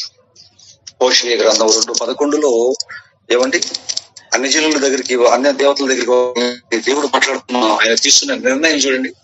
దేవుడి నిర్ణయం హోషేయ గ్రంథం 2:11. దాని ఉత్సవ కాలములను, పండుగలను, అమావాస్యలను, విశ్రాంతి దినములను, నియామక కాలములను మాన్పింతును అన్నాడు. చూడండి, అంటే దేవుడు ఎలాంటి నిర్ణయం తీసుకున్నాడు పిల్లలు? దేవుడు ఎలాంటి నిర్ణయం తీసుకున్నాడు? ఉత్సవ కాలములను, పండుగలను, అమావాస్య దినములను, నియామక కాలములను, పలాంత నెలలో పలాంత తారీఖు చేయండి అని చెప్పాడు కదా. ఈ నియామక వీటన్నింటిని కూడా దేవుడు ఏం చేస్తున్నాడండి? ఆచరించమని చెప్పిన ఆయనే మానిపించేస్తాను అన్నాడు. చూడండి, మానిపించేస్తాను వారికి ఈ పండగలన్నీ కూడా అన్నాడు. అన్నట్లే మానిపించేశాడండి. ఒకసారి యెషయా గ్రంథం 1:13, 14 కూడా చూడండి. యెషయా గ్రంథం 1:13, యెషయా గ్రంథం 1:13. ఎందుకంటే మానిపిస్తానంటే వాడి గురించి ఆలోచించాల్సిన అవసరం లేదు అని. యెషయా గ్రంథం 1:13, 13, 14. మీ నైవేద్యము పెడతాము, యెషయా గారి కాలానికి రండి. మీ నైవేద్యము పెడతాము, అది నాకు అసహ్యము పుట్టించు ధూపార్పణము, దాని నీకను తేగుడి. అమావాస్య, విశ్రాంతి దినము, సమాజ కూట ప్రకటన జరుగుతున్నవి. పాపులు గుంపు కూడి ఉత్సవ సమాజమును నేను ఓడ్చదాలను. మీ అమావాస్య ఉత్సవములను నియామక కాలంలో నాకు హేయములు అని చూడండి. దేవుని పిల్లలారా, అసహించుకుంటున్నాడు. అప్పటికే ఇదే యెషయా గ్రంథం 66 రండి. 66 యెషయా గ్రంథం 66:3 రండి. యెషయా గ్రంథం 66:3 రండి. అక్కడ ఎంత ఘాటుగా మాట్లాడాడు చూడండి, ఎంత ఘాటుగా మాట్లాడాడు చూడండి దేవుడు అక్కడ. యెషయా గ్రంథం 66 ఏమండి 3వ వచనం చూడండి నాన్న. యెషయా గ్రంథం 66:3. ఎద్దును వధించువాడు నరుని చంపువాని వంటి వాడే, గొర్రె పిల్లను బలిగా అర్పించువాడు కుక్క మెడను విరుచు వంటి వాడే, నైవేద్యము చేయవాడు పంది రక్తము అర్పించువాని వంటి వాడే, ధూపము వేయువాడు బొమ్మను స్తుతించువాని వంటి వాడే అన్నాడు. చూసారా ఎందుకు ఇలాగంటున్నాడు? ఎందుకు ఇలాంటి మాటలు వస్తున్నాడు? అంటే ఎద్దును వధించువాడు నరుని చంపు వంటి వాడే అని. అంటే ఎద్దును చంపితే మనిషిని చంపినట్లా ఆలోచించండి. ఒక ఎద్దును చంపితే మనిషిని చంపినట్టు పిల్లరా. ఎందుకంటే దేవుడికి అంత అసహ్యం పుట్టించంటే, నాకు అసహ్యం రా, మీరు ఎద్దును చంపుతున్నారు, నా దృష్టిలో ఎలా ఉంది తెలుసా? ఒక మనిషిని చంపినట్లుగా కనబడుతున్నారు మీరు అన్నాడు. గొర్రె పిల్లను బలిగా అర్పించేవాడు కుక్క మెడను విరిచేవాడు. కుక్క మెడని విరిస్తే ఎలా ఉంటుంది? అసలు కుక్కలను బలిస్తారా? కుక్కను మెడను పట్టుకుని విరుస్తుంటే ఎంత అసహ్యం ఉంటది. ధూపము వేయువాడు నైవేద్యం అర్పించేవాడు పంది రక్తం అర్పించేవాడు అంటే వాడు నైవేద్యం తీస్తున్నాడు అంటే పంది రక్తం ఎందుకు అంటే వాళ్ళు చేస్తున్నవని దేవుడికి ఎలా కనబడుతున్నాయంటే అంత అసహ్యం కనబడుతున్నాయండి. ఎందుకు అంత అసహ్యంగా కనబడుతున్నాయంటే 14లో ఆ 3వ వచనంలో కిందికి రాగానే అంటాడు, వారు తమకిష్టమైనట్లుగా త్రోవలను ఏర్పరచుకొనిరి, వారి అసహ్యమైన పనులు తమకే ఇష్టముగా ఉన్నవి. నేను పిలిచినప్పుడు ఉత్తరం ఇచ్చేవాడు ఒకడును లేకపోయాను, నేను మాట్లాడినప్పుడు వినువాడు ఒకడును లేకపోయాను. అంటే వాని ఇష్టానుసారంగా చెప్తున్నాడు, వాని ఇష్టం వచ్చేట్టుగా చేస్తున్నాడు. దేవుడు చెప్పింది ఒకటి, వారు చేస్తున్నది ఒకటి. ఇప్పుడు దేవుడికి ఎలాగ ఉన్నాయి? వాడు ఎద్దు నరుకుతుంటే మనిషిని చంపినట్టుగా దేవుడికి అసహ్యంగా కనబడుతున్నాడు. వారు ఆలోచించిన దేవుడు అంటే పండగలు దేవుడిస్తే తీసుకున్న ఇశ్రాయేలీలే ఇలా మారిపోతే దేవుడు వారికి పండుగ ఉంచుతాడా? ఆమోస్ గ్రంథం 8వ వచనం 10వ వచనం అక్కడ ఒక మాట చూడండి. పండుగలకు సంబంధించి చాలా ఉన్నాయి, మీరు చదువుకుంటే అవన్నీ కూడా దొరుకుతుంటాయి. కొన్ని మీకు నేను చదివిస్తున్నా. ఆమోస్ గ్రంథం 8వ అధ్యాయం 10వ వచనాన్ని దయచేసి చూడండి. ఆమోస్ గ్రంథం 8:10. ఎందుకంటే వారికి ఇష్టమైనట్టుగా చేస్తున్నాడు కదా. దేవుడి మాటలు పట్టించుకోకుండా, దేవుడు పిలిస్తే పలకకుండా, వాడికి ఏది అనిపిస్తే అది చేస్తున్నాడు దేవుడు పండుగ ఇస్తే. అప్పుడు అందుకే దేవుడు ఏం చెప్పాడు? దేవుడు చెప్పనిది చేస్తున్నాడు. దేవుడు చెప్పనిది చేసేసరికి దేవుడికి ఎంత అసహ్యం పుట్టిందో మీరు చదివారు. 66:3 అందుకే ఆమోసు 8:10 వచ్చేసరికి మీ పండుగ దినములు ఇక నేను ఏం చేస్తానంటే రా మీకు మీ పండుగ దినములను దుఃఖ దినములుగాను మీ పాటలను ప్రలాపములుగాను మార్చుదును, అందరిని మొలల మీద గోనె పట్ల కట్టుకొని చేయుదును, అందరి తలలు బోడి చేసేదను, ఒకనికి కలుగు ఏకపుత్ర శోకము వంటి ప్రలాపము నేను పుట్టింతును, దాని అంత్య దినము ఘోరమైన శ్రమ దినముగా ఉండును అన్నాడు. చూడండి దేవుని బిడ్డలారా, ఏమండి పండుగ దినాన్ని ఏకంగా ఎలా చేస్తారటండి? వారి పండుగ దినాలని ఎలా చేస్తారట? దుఃఖ దినములుగాను మీ పాటలను ప్రలాప వాక్యములుగాను మార్చుదును అన్నాడు.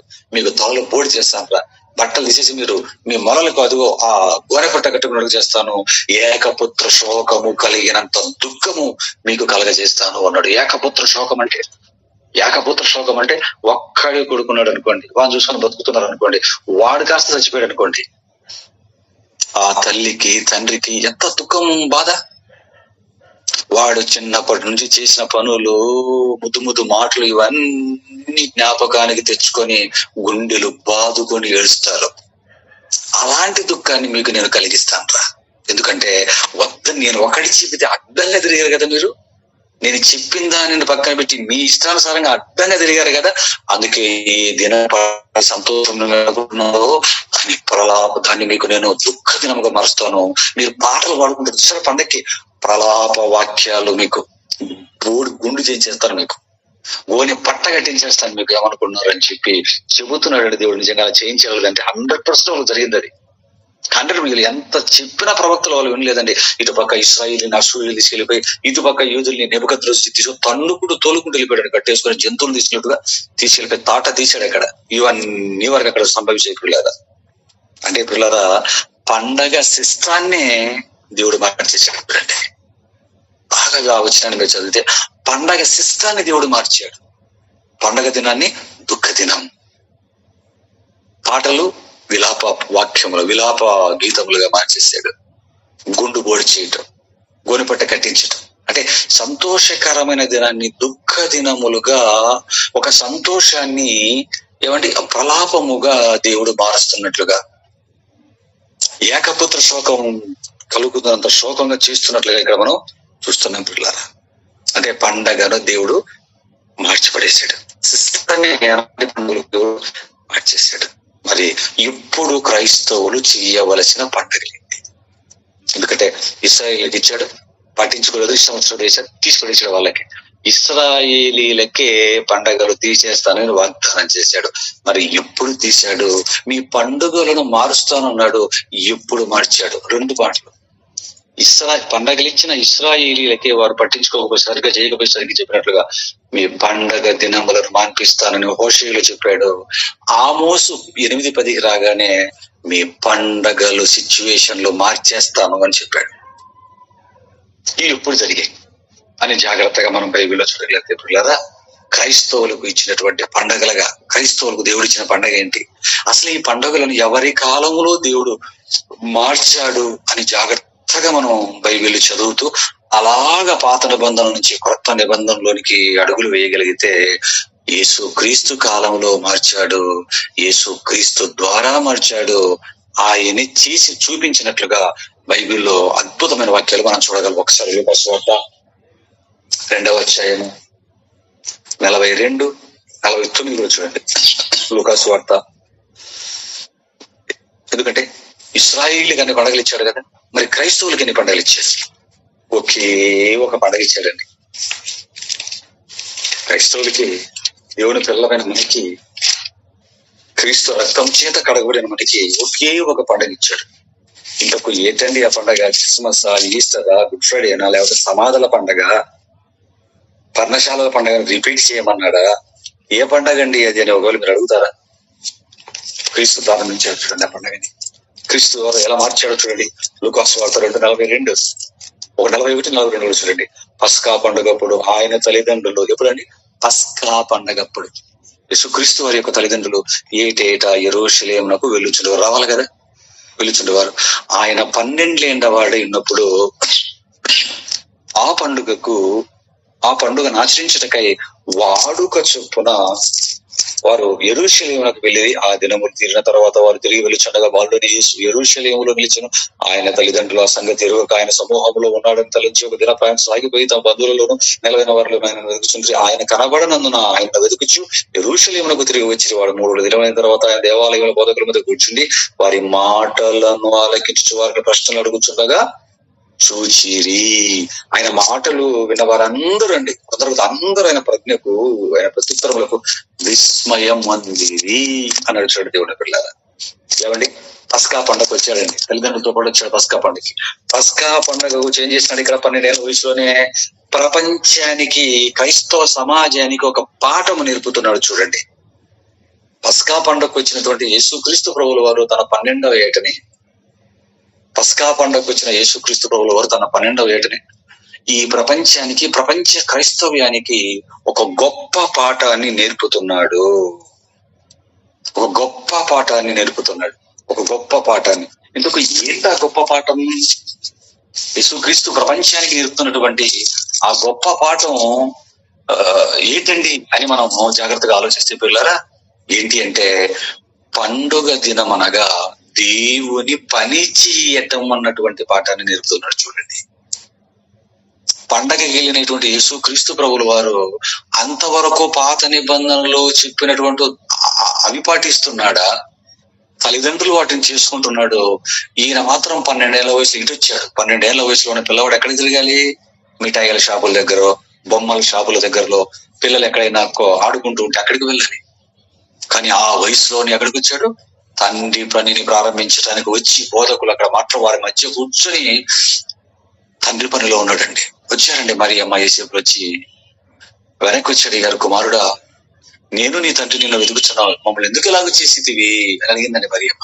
అప్పుడు యేసుక్రీస్తు అన్నాడు, నేను నా తండ్రి పన్నుల మీద ఉండవలనని మీరు ఎరుగరా అన్నాడు. చూడండి, పండుగను ఆచరిస్తున్నాడు యేసుక్రీస్తు వారు.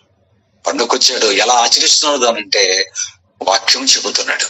తండ్రి పనిలో ఉన్నాడు. ఈ పండుగలో ఆమోసు గ్రంథంలో చెప్పినట్లుగా కొత్త బట్టలు ఏమైనా ఉన్నాయా? కొత్త బట్టలు లేవు, పిండి వంటలు లేవు, ఆహ్లాదకరమైన ప్రదేశాలకు వెళ్ళి తిరగడాలు లేవు. యేసుక్రీస్తును కొత్త బట్టలు కట్టుకోవడం ఏమైనా ఉందా? అక్కడ పిండి బట్టలు ఏమైనా సుష్టుగా భోంచేసేది ఏమైనా ఉందా? పరిసర ప్రాంతాల్లో ఉన్నటువంటి జలపాతాల దగ్గర కానీ, యెరూషలేములో ఉన్న మిగతా విషయాలని వెళ్ళి చూసి సంతోషంగా తిరిగినట్లుగా ఏమైనా అక్కడ ఉందా పిల్లరా? ఏమీ లేవు. ఆమోసు గ్రంథంలో, హోషేయ గ్రంథంలో చెప్పిన మాటల ప్రకారం పండగను మారుస్తున్నాడు. ఒకే ఒక పండగగా ప్రపంచ క్రైస్తవ్యానికి ఇస్తున్నాడు. అదే పండగ పేరుతో పనిని మొదలు పెట్టాడు. చూడండి, యేసుక్రీస్తు ప్రభువు వారు పండుగ వచ్చి పని చేస్తున్నాడు పిల్లరా, తండ్రి పనిలో ఉంటున్నాడు. ఒక మంచి మాట చూడండి, మరొక మాట అపోస్తలుడైన పౌలు గారు కూడా రాస్తూ కొరింథీయులకు రాసిన మొదటి పత్రిక 5వ అధ్యాయం 7-8 వచనం చూడండి. పౌలు కొరింథీయులకు రాసిన మొదటి పత్రిక 5వ అధ్యాయం ఏంటి నాన్న జాగ్రత్తగా. పౌలు కొరింథీయులకు రాసిన మొదటి పత్రిక 5వ అధ్యాయం 7-8 వచనం. కొరింథీయులకు రాసిన మొదటి పత్రిక 5వ అధ్యాయం 7-8 జాగ్రత్తగా చూడండి. కీ రెఫరెన్స్ అవుతుంది ఇది కూడా. మీరు పులిపిండి లేని వారు గనుక కొత్త ముద్ద అవుటకై ఆ పాతదైన పులిపిండిని తీసి పారవేయుడి. ఏమండి, ఇంతేకాక క్రీస్తు అను మన పస్కా పశువు వధింపబడెను గనుక పాతదైన పులిపిండితో నైనను దుర్మార్గతయు దుష్టత్వమునను పులిపిండితో నైనను కాకుండా, జాగ్రత్తగా చూడాలి, నిష్కాపట్యమును సత్యమును అను పులియను రొట్టెతో పండుగ ఆచరింతము. అంటలా చేసుకోండి. ఓ కొరింథీయులో ఉన్న దేవుని పిల్లలారా, క్రైస్తవ బిడ్డలారా అని రాస్తున్నాడు పౌలు గారు. ఇక మనం పాత పులిపిండితో కాక, పాత పిండితో పులిసిపోయింది అది, దాని పక్కన ఇసురు కొట్టండి అంటున్నాడు. పాత పులిపిండితో కాక, పాత పులిపిండి ఇచ్చిన వారికి ఇచ్చిన పండగలు వారికి పులిసిపోయాయి, మాన్పించేస్తానన్నాడు. ఉత్సవ కాలంలో, నియామక కాలంలో, అమావాస్య దినములను ఇక నేను మాన్పించును అన్నాడు. మీ ఆనందమును విలాప వాక్యములుగా, మీ పండగ దినములు దుఃఖ దినములుగా చేస్తాను, మీ తల్లు పోడి చేస్తాను, బట్టలు విప్పించేసి మీకు గోనె పట్టలు కట్టింపజేస్తాను, ఏకపుత్ర శోకం వంటి శోకం మీకు కలగజేస్తాను అని చెప్పాడు కదా దేవుని పిల్లలారా. అందుకే ఆ పాత పులిపిండి పులిసిపోయింది, అది వాళ్ళే పులిసిపెట్టుకున్నారు, పక్కన తీసి పడేయండి అన్నాడు. కొత్త పిండితో మనము పండుగ ఆచరింతము అన్నాడు. ఎందుకు వచ్చింది కనుక పాతదైన పులిపిండితోనైనను దుర్మార్గతయు దుష్టత్వమునను పులిపిండితోనైనను కాకుండా ఎలాగా ఉండాలి? నిష్కాపట్యమును సత్యమును అను పులియని రొట్టెతో పండుగ ఆచరిస్తాం. దేంతో ఆచరించాలి ఇప్పుడు మన పండుగ? దేనితో ఆచరించాలి? క్రైస్తవులకు దేవుడు ఇచ్చిన పండుగ. క్రైస్తవులకి దేవుడిచ్చిన పండుగ పిల్లారా. ఏంటి ఆ పండుగ? ఏంటి ఆ పండుగ? దుర్మార్గతయు దుష్టత్వమును విడిచిపెట్టాలి. పులిపిండితో దుర్మార్గం పాత జీవితం అన్నాడు.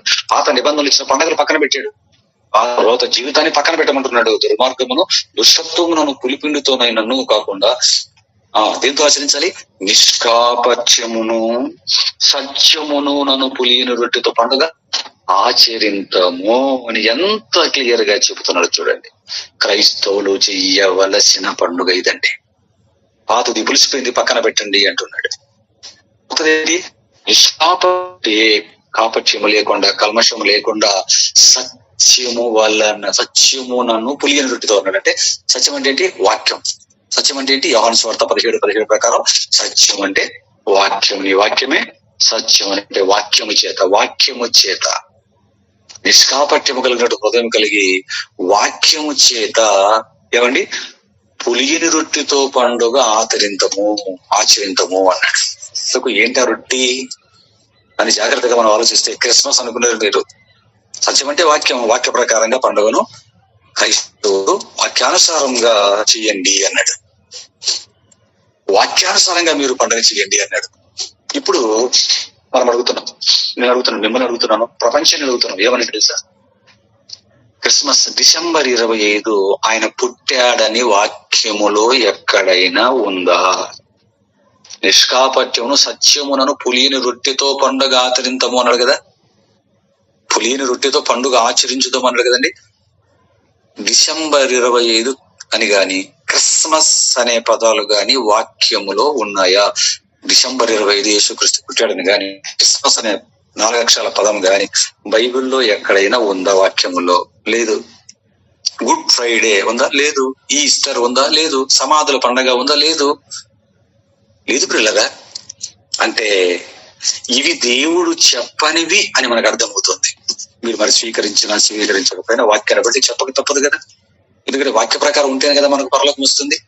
ఆ వాక్యం చెప్పినట్లుగా చెప్పకపోవటం వల్లనే కదా వారి తలలో బోడి చేశాడు, వారి చేత విలాప వాక్యాలు ఎత్తిచ్చాడు, ఏకపోతే శోకాన్ని వరకు కలిగించాడు.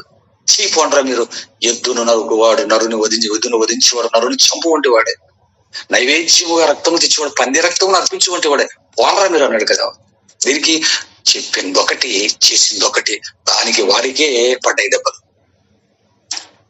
బానిసత్వంలోకి మరల ఏ బానిసత్వం నుంచి తీసుకొచ్చి ఆ బానిసత్వం మరల రాకుండా ఈ పండుగలు చెయ్యండి, మీ పిల్లలకు చెప్పండి, సమాజంగా సంఘంగా కూడుకోండి, చర్చించుకోండి, నా యొక్క ఆశ్చర్య కార్యాలను, మీ బ్రతుకులు బాగుంటాయి, చేతులు కట్టుకోండి, బాస్కాలు కట్టుకోండి, గౌరవం మీద రాసుకోండి, ఎన్నడూ మర్చిపోకుండా మీ హృదయాలలో పెట్టుకోండి, మీ హృదయంలో నా మాటలు ఉండాలి, పూర్ణ ఆత్మతో పూర్ణ వివేకంతో ఇలా చెయ్యండర్రా అని అంతగా ప్రవక్తల చేత గొప్పగా రాయించి వారి చేతికిచ్చి ఆచరింపచేసి చెయ్యి మీద చెయ్యి పెట్టి తల్లి బిడ్డను దుద్దించినట్టుగా దుద్దించాడు మోషే గారి చేత, తల్లి బిడ్డను దుద్దించినట్టుగా దుద్దించాడు యెహోషువ గారి చేత.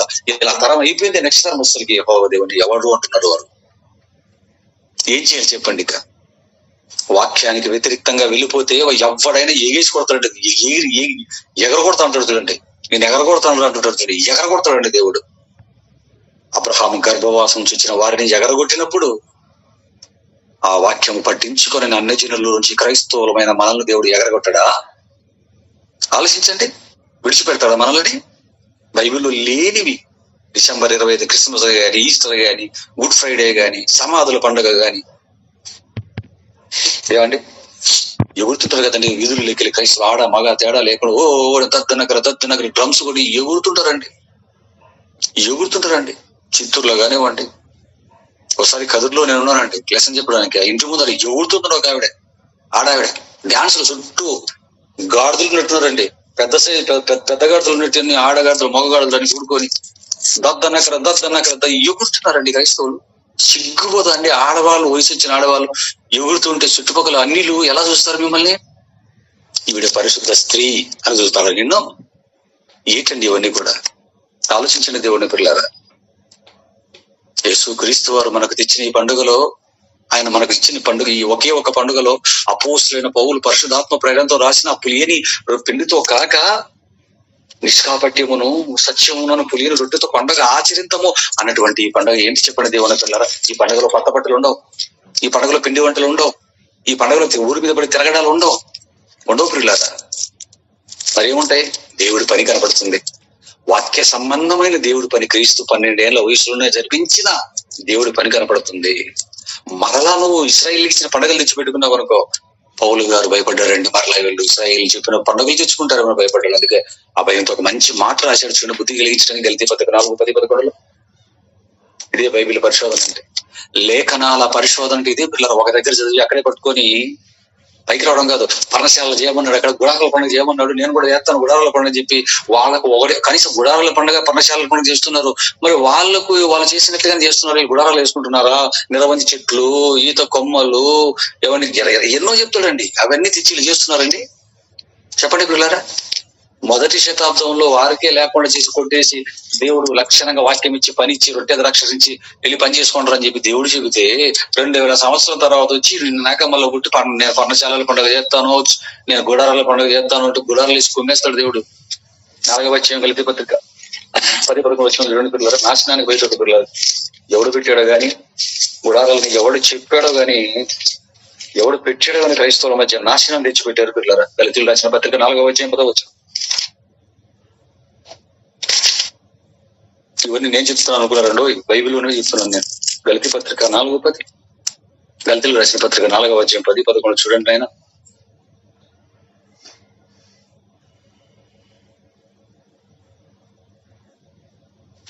మాసములను ఏమిటి? ఈ పదాలు చదువుతుంటే మీకు ఏదైనా రెఫరెన్స్ గుర్తుకొస్తుందో చూడండి. ఉత్సవ కాలములను సంవత్సరములను ఆచరించుచున్నారు. ఇది చదువుతుంటే హోషేయ గ్రంథం ఏమండి 2:11 గుర్తు రావడంలా. మీరు దినములను, మాసములను, ఉత్సవం అంటే దినాలు, మాసాలు అంటే నెలలు, ఉత్సవ కాలాలు అంటే పండుగలు, సంవత్సరాలు అంటే ఈ సంవత్సరం ఆ సంవత్సరం అని పండుగ, కొత్త పండుగ అవి చేస్తుంటారు కదా, సంవత్సరములను ఆచరించుచున్నారు.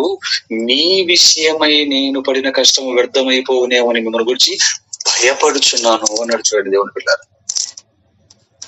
వాక్యం ప్రకటించాను, పౌలను నేను వాక్యం ప్రకటించాను. గలతీ ప్రాంతాలకు వచ్చి మీరందరూ కూడా నమ్మారు, వచ్చారు, బైబిల్ ఇచ్చాను మీకు. చక్కగా మిమ్మల్ని నేర్చుకుని మీకు వాక్య ప్రకారం ఎలా బ్రతకాలో సత్యస్వార్థం చెప్పాను.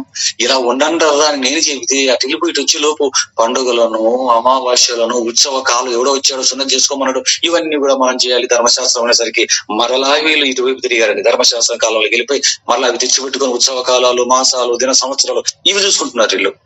పౌలు గారు బాధపడిపోయాడండి ఇవన్నీ చూసి, భయపడిపోయాడండి ఇవన్నీ చూసి పిల్లరా. మరి ఆ రోజు దినాలు, సంవత్సరాలు, మాసాలు చూసుకుంటేనే పౌలు గారు అపోస్తులుడే భయపడిపోతే, ఎందుకంటే వారి ఆత్మలు నాశనానికి వెళ్తాయని. ఏమండి అంటే అలా ఏమన్నాడు? మీ విషయమై నేను పడిన కష్టము వ్యర్థమైపోనేమో అని మిమ్మల్ని గురించి భయపడుతున్నానంటే, సత్యవాక్యాన్ని నమ్మిన తర్వాత మరలా పాత నిబంధనలో వాటిని తెచ్చుకుని ముందు పెట్టితే కష్టం వ్యర్థమైపోయినట్లేనా? అంటే సువార్త సత్యం నీ పట్ల నెరవేరదు. అది సేవకుల కష్టం అది నిలబడదు, నువ్వు నాశనానికి వెళ్ళిపోతావు అంటున్నాడు. మీ విషయమై నేను పడిన కష్టం వ్యర్థం అంటే నా కష్టం వ్యర్థం, మీరు పోతారు నాశనానికి అని. పరలోకానికి వస్తే కదా పౌలు గారికి పొలం, వాళ్ళు పరలోకానికి వస్తే వాళ్ళు వ్యర్థమైన వాటికి వెళ్ళిపోతే పౌలు గారి కష్టం వ్యర్థమైపోతుంది అన్నాడు. ఎంత చక్కటి పదపందికలు చేసి రాస్తున్నారో మీరు ఆలోచించండి. కొరింథీయులకు రాసిన మొదటి పత్రిక 11వ అధ్యాయం 23వ వచనం మీకు తెలియంది కనుక. కొరింథీయులకు రాసిన మొదటి పత్రిక 11వ అధ్యాయం 23వ వచనంలో ఏమున్నాయి అక్కడ? పౌలు గారు పడినటువంటి భయంకరమైనటువంటి కష్టాలు కనబడతాయి మనకు అక్కడ. కొరింథీయులకు రాసిన మొదటి పత్రిక చూడండి, ఆ పండగ అంటే ఏంటో చూపిస్తున్నాడు. కొరింథీయులకు రాసిన మొదటి పత్రిక 11:23 చూడండి పిల్లలు. కొరింథీయులకు రాసిన మొదటి పత్రిక 11:23 చూడండి. 11:23 సత్యముతో నిష్కాపట్యము, సత్యముతో పులియను రొట్టెతో పండుగ ఆచరించమన్నాడు కదండి. ఇంతకు అదేంటో చెబుతున్నాడు 23లో, నేను మీకు అప్పగించిన దానిని ప్రభు వల్ల పొంది తిని, ప్రభు అయిన యేసు తాను అప్పగింపు రాత్రి ఒక రొట్టెను విరిచి కృతజ్ఞతాస్తుతి చెల్లించి దాన్ని విరిచి మీ కొరకైన నా శరీరము, ఆ తర్వాత ఒక పాత్రను ఎత్తుకున్నాడు. ఏమండి, ఇది మీ కొరకైన నా కొత్త నిబంధన రక్తం అన్నాడు. మనకు తెలుసు కదా, రొట్టె ద్రాక్షారసం గురించి చెప్పాడు. అంటే రొట్టె ద్రాక్షారసం, రొట్టె ద్రాక్షారసంలో ఎవడైతే పాలు పొందుతాడో వాడు దేవుని పనిని ఖచ్చితంగా చేయాలి అని చెప్పాడు. ఏమండి, దేవుడు మనకు ఏర్పాటు చేసినటువంటి పండగ అంటూ ఏదైనా ఉంది అంటే ఆయన యొక్క శరీరాల్లో పాలు పంపులు పొంది ఆయన రక్తాన్ని తాగి ఆయన ఎలా బ్రతికాడో అలా బ్రతకటమే దేవుడు మనకిచ్చినటువంటి పులిని రొట్టెతో ఆచరించేటువంటి పండగ. దేవుని పిల్లలు, వాక్య సంబంధమైన పండగ అంటాడు. వాక్య ప్రకారంగా వాక్యంలో వ్రాయబడింది. ఈ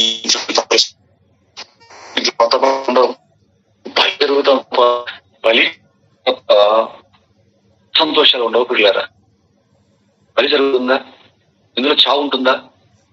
8:30 రాసిన ఆచరించగా మాట్లాడుతున్న ఒక మంచి మాట చూడండి. 8వ అధ్యాయం 36వ వచనం, రోమిలికి రాసిన పత్రిక 8:30. ఇందులో గురించి వ్రాయబడినది ఏమనగా,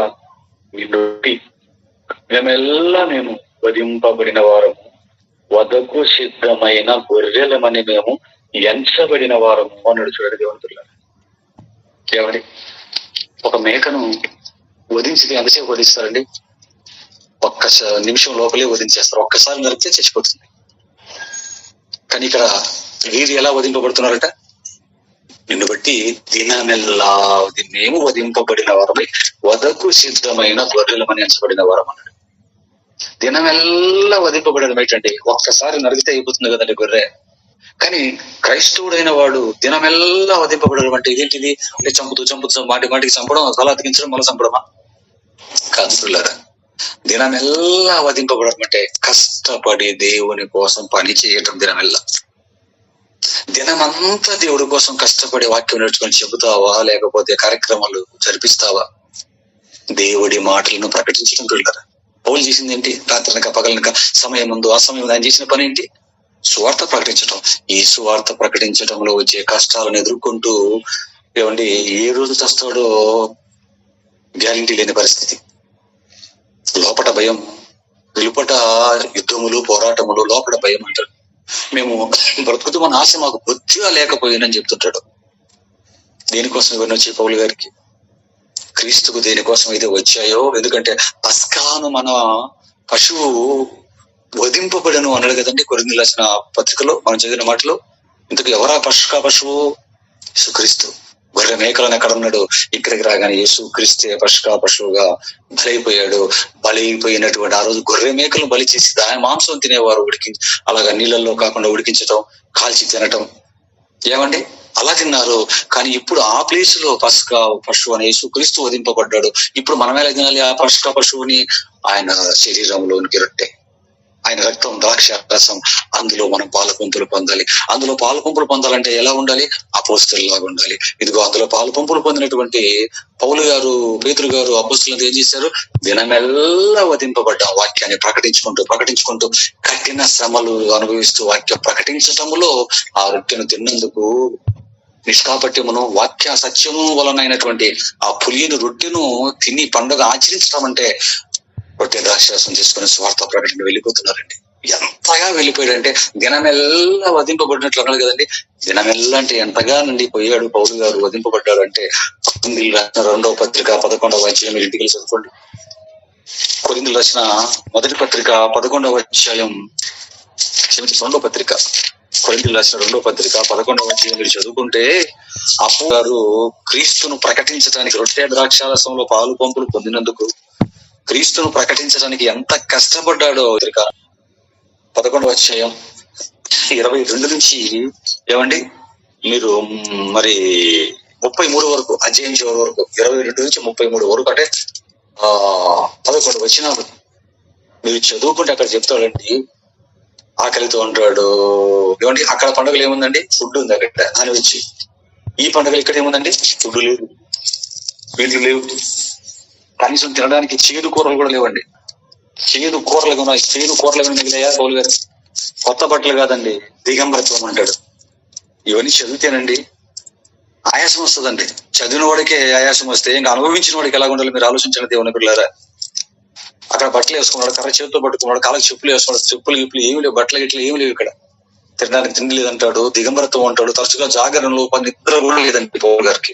అవన్నీ చదువుతున్నప్పుడు ఎంత కష్టపడ్డాడంటే, దినమెల్లా వధింపబడిన వారమైన గొర్రె పిల్లలుగా మేము ఉన్నాము అంటే అనుభవించి కన్నీటి ఎవరి కోసం అంటాడు బైబిల్లో, మీ కొరకును కొరింథీయులారా, మీ కొరకును శరీర రీతిగా నా ముఖము చూడని వారందరి కొరకు నేను కష్టపడుచున్నాను అన్నాడు. కళ్ళ ముందున్న కొరింథీయుల కోసం కష్టపడ్డాడు అంటే ఒక అర్థం ఉంది.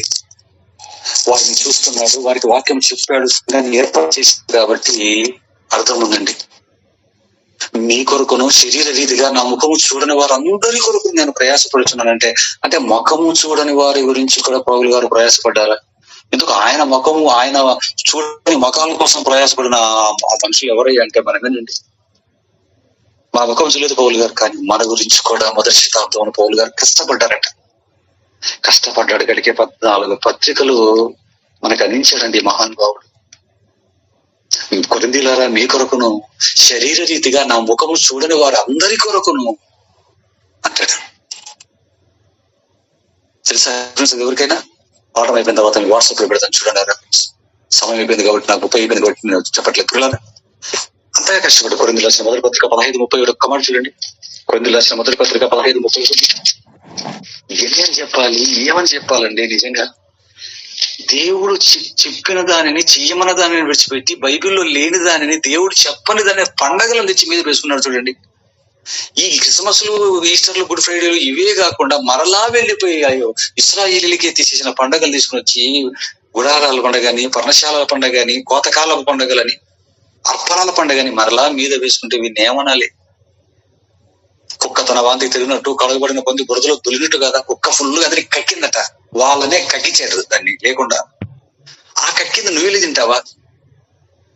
వాళ్ళు బలులు అర్పిస్తుంటే దేవుడికి అర్పణం అర్పించేవాడు, పందిరక్తం అర్పించేవాడు అంత అసహ్యంగా చెప్తే, ఇప్పుడు మనకెలాగుంది? కుక్క కక్కేసింది వెళ్ళిపోయింది, నువ్వు వెళ్ళి తింటే దాన్ని ఎలా ఉంటది? అంత చందలా ఉంటది దేవుడికి. మరలా పాత నిబంధనలు పండుగ తెచ్చుకొని మరలా నువ్వు గుడారాల పండుగ, పర్ణశాలల పండుగ, కోతకాల పండుగ, అసలు ఇంకా అందులో కొత్త పాత నిబంధనలు చెప్పని సమాధుల పండుగ అంటున్నాడంటే మహిళలు ఏం చెప్పాడు పిల్లరా? అంటే అదుపు అంతూ పొందండి ఏముండదా? బైబిల్ వ్యతిరేకంగా మారటానికి, బైబిల్కి వ్యతిరేకమైన కార్యక్రమాలు చేయడానికి, అంటే బైబిల్లో లేనివి చేయడమే పనిగా పెట్టుకున్నారు క్రైస్తవులు. కొరింథీయులకు రాసిన మొదటి పత్రిక 15:31. సహోదరులారా, మన ప్రభు అయిన క్రీస్తు యేసునందు మిమ్మల్ని గురించి నాకు కలిగి అతిశయంతోడు నేను దినము చనిపోవచ్చున్నానని చెప్పుదును అన్నాడు చూడండి. దినము చనిపోవచ్చున్నాను అన్నాడు చూడండి దేవుని పిల్లారా. ఇంతగా చెబుతున్న మాటలు ఎందుకు మన క్రైస్తవ బిడ్డలకు అర్థం కావట్లేదు? ఇంతగా చెబుతుంటే మరలా కక్కిన కూటికి ఆశపడిన కుక్క వాంతికి తిరిగినట్లుగా పాత నిబంధనలు దేవుడు తీర్చేసారు. మరలా తెచ్చి ఎందుకు క్రైస్తవుల మీద వీళ్ళు రుద్దారు? ఎందుకు రుద్దారో తెలుసా? వారు రుద్దుతుంటే వీడికి రుద్దినట్టు వాడు రుద్దుతున్నాడు. ఆయన దైవజనుడి ముసుగులో దాగేది దయ్యం అన్నట్లుగా దైవజనుడి ముసుగులో దయ్యం నా మీద రుద్దుతోంది. దేవుడికి వాక్య వ్యతిరేకమైనవి చెప్పింది చేయకపోతే వాళ్ళనే తిప్పించి కొట్టాడు. నన్ను వదిలిపెడతాడు అన్న కనీస జ్ఞానం లేకుండా క్రైస్తవులకు గుడ్డిగా వాళ్ళు చెప్పిందని పాటిస్తున్నారు. ఎందుకు పాటిస్తున్నారంటే ఒక్క మాట చూడండి. కొరింథీయులకు రాసిన 2వ పత్రిక 3:16. కొరింథీయులకు రాసిన 2వ పత్రిక 3వ అధ్యాయం 16వ వచనం చూడండి పిల్లలు. ఎందుకు గుడారాల పండుగలు, పర్ణశాలల పండుగలు, సమాధుల పండుగలు, కోతకాల పండుగలు? దేవుని గుడ్డు 10 రూపాయలు అంటాడు, 1 రూపాయి అంటాడు. దేవుడి పాట 1 రూపాయి అంటాడు. నాకు ఇక్కడ తమిళనాడులో చూశానండి. ఆల్ సెయింట్స్ చేసి చర్చిలో 6 నిమ్మకాయలు తీసుకుని వచ్చి దేవుడి పాట 30 రూపాయలు అంటున్నాడండి. దేవుడి పాట 30 రూపాయలు, 1 రూపాయి అంటే 10, 20, 30, 30 వెళ్ళిపోయిందండి. 4 మునక్కాయలు ఇచ్చిందండి ఒక ఆవిడ. ఆ మునక్కాయలు పట్టుకొని దేవుడి పాట 1 రూపాయి అంటున్నాడు అండి. కానీ ఇంకా తమిళ మాట కొంచెం అర్థం కాల. కొనుక్కుంటున్నారండి, బజ్జీలు అమ్ముతున్నారండి. అదంతా వీడియో తీసి పెట్టాను నేను మా ఇంట్లో వాళ్ళకి పెట్టాను. చూడండి ఆయన ఎలా చేస్తున్నారు ఇక్కడ. 3:16 కొరింథీయులకు రాసిన మొదటి పత్రిక 2వ పత్రిక క్షమించండి కొరింథీయులకు రాసిన 2వ పత్రిక 3:16 చూడండి నాన్న. వారి హృదయము ప్రభు వైపునకు ఎప్పుడు తిరుగునో ఎందుకు చదువుతున్నావు ఈ వచనం ఎందుకు చదువుతున్నావు? ఇంతగా లేని దానిని కుక్క తన వాంతికి తిరిగినట్లుగా ఎక్స్పైర్ అయిన మందుని తీసుకొచ్చి మనకి వేస్తంటే నువ్వెందుకు ఎక్స్పైర్ అయిన మందు వేయించుకుంటున్నావు? ఎవడో వేస్తున్నాడు ఎక్స్పైర్ అయిన మందు, నువ్వెందుకు వేయించుకుంటున్నావు? ఎందుకు వేయించుకుంటున్నావు అంటే వారి హృదయము, దేవుడు చెప్తారు, వారి హృదయం ప్రభు వైపునకు ఎప్పుడు తిరుగునో అప్పుడు ముసుగు తీసి వేయబడును. అంటే నీకు ఒక ముసుగు వేసుకున్నావు, నీకు ముసుగు వేసాడు అపవాదిగాడు ద్వారా. ఆ ముసుగులో ఏది చిన్న గుడ్డెద్దు చేలో పన్నట్టుగా చెప్తావు. గుడారాల పండగ అంటే అంబా అంబా అంటాడు, ఏదో డ్రర్ అన్నాడు అనుకోండి. గొర్రెలు కాపరి గొర్రెలు ఏమంటాయి? అంబా అంబా అంటాయండి. డ్రర్ అంటే అంబా అంటుంటాయండి. గుడారాల పండుగ డ్రర్ అంటే పదాంబా అని వెళ్ళిపోతాయి. పర్ణశాలల పండుగ ఇటువైపు డ్రర్ అంటే పదాంబా అని వెళ్ళిపోతాయి. సమాధుల పండుగ ఇంకొకటి సమాధుల పండుగ డ్రర్ అనేసరికి బ్యా అని ఇటు వెళ్ళిపోతాయి. కోతకాల పండుగ మొదటి గుడ్డు, రెండో గుడ్డు, మునక్కాయలు, నిమ్మకాయలు, కోతకాల పండగ బ్యా అని గుడి వెళ్ళిపోతాయి గొర్రెలండి.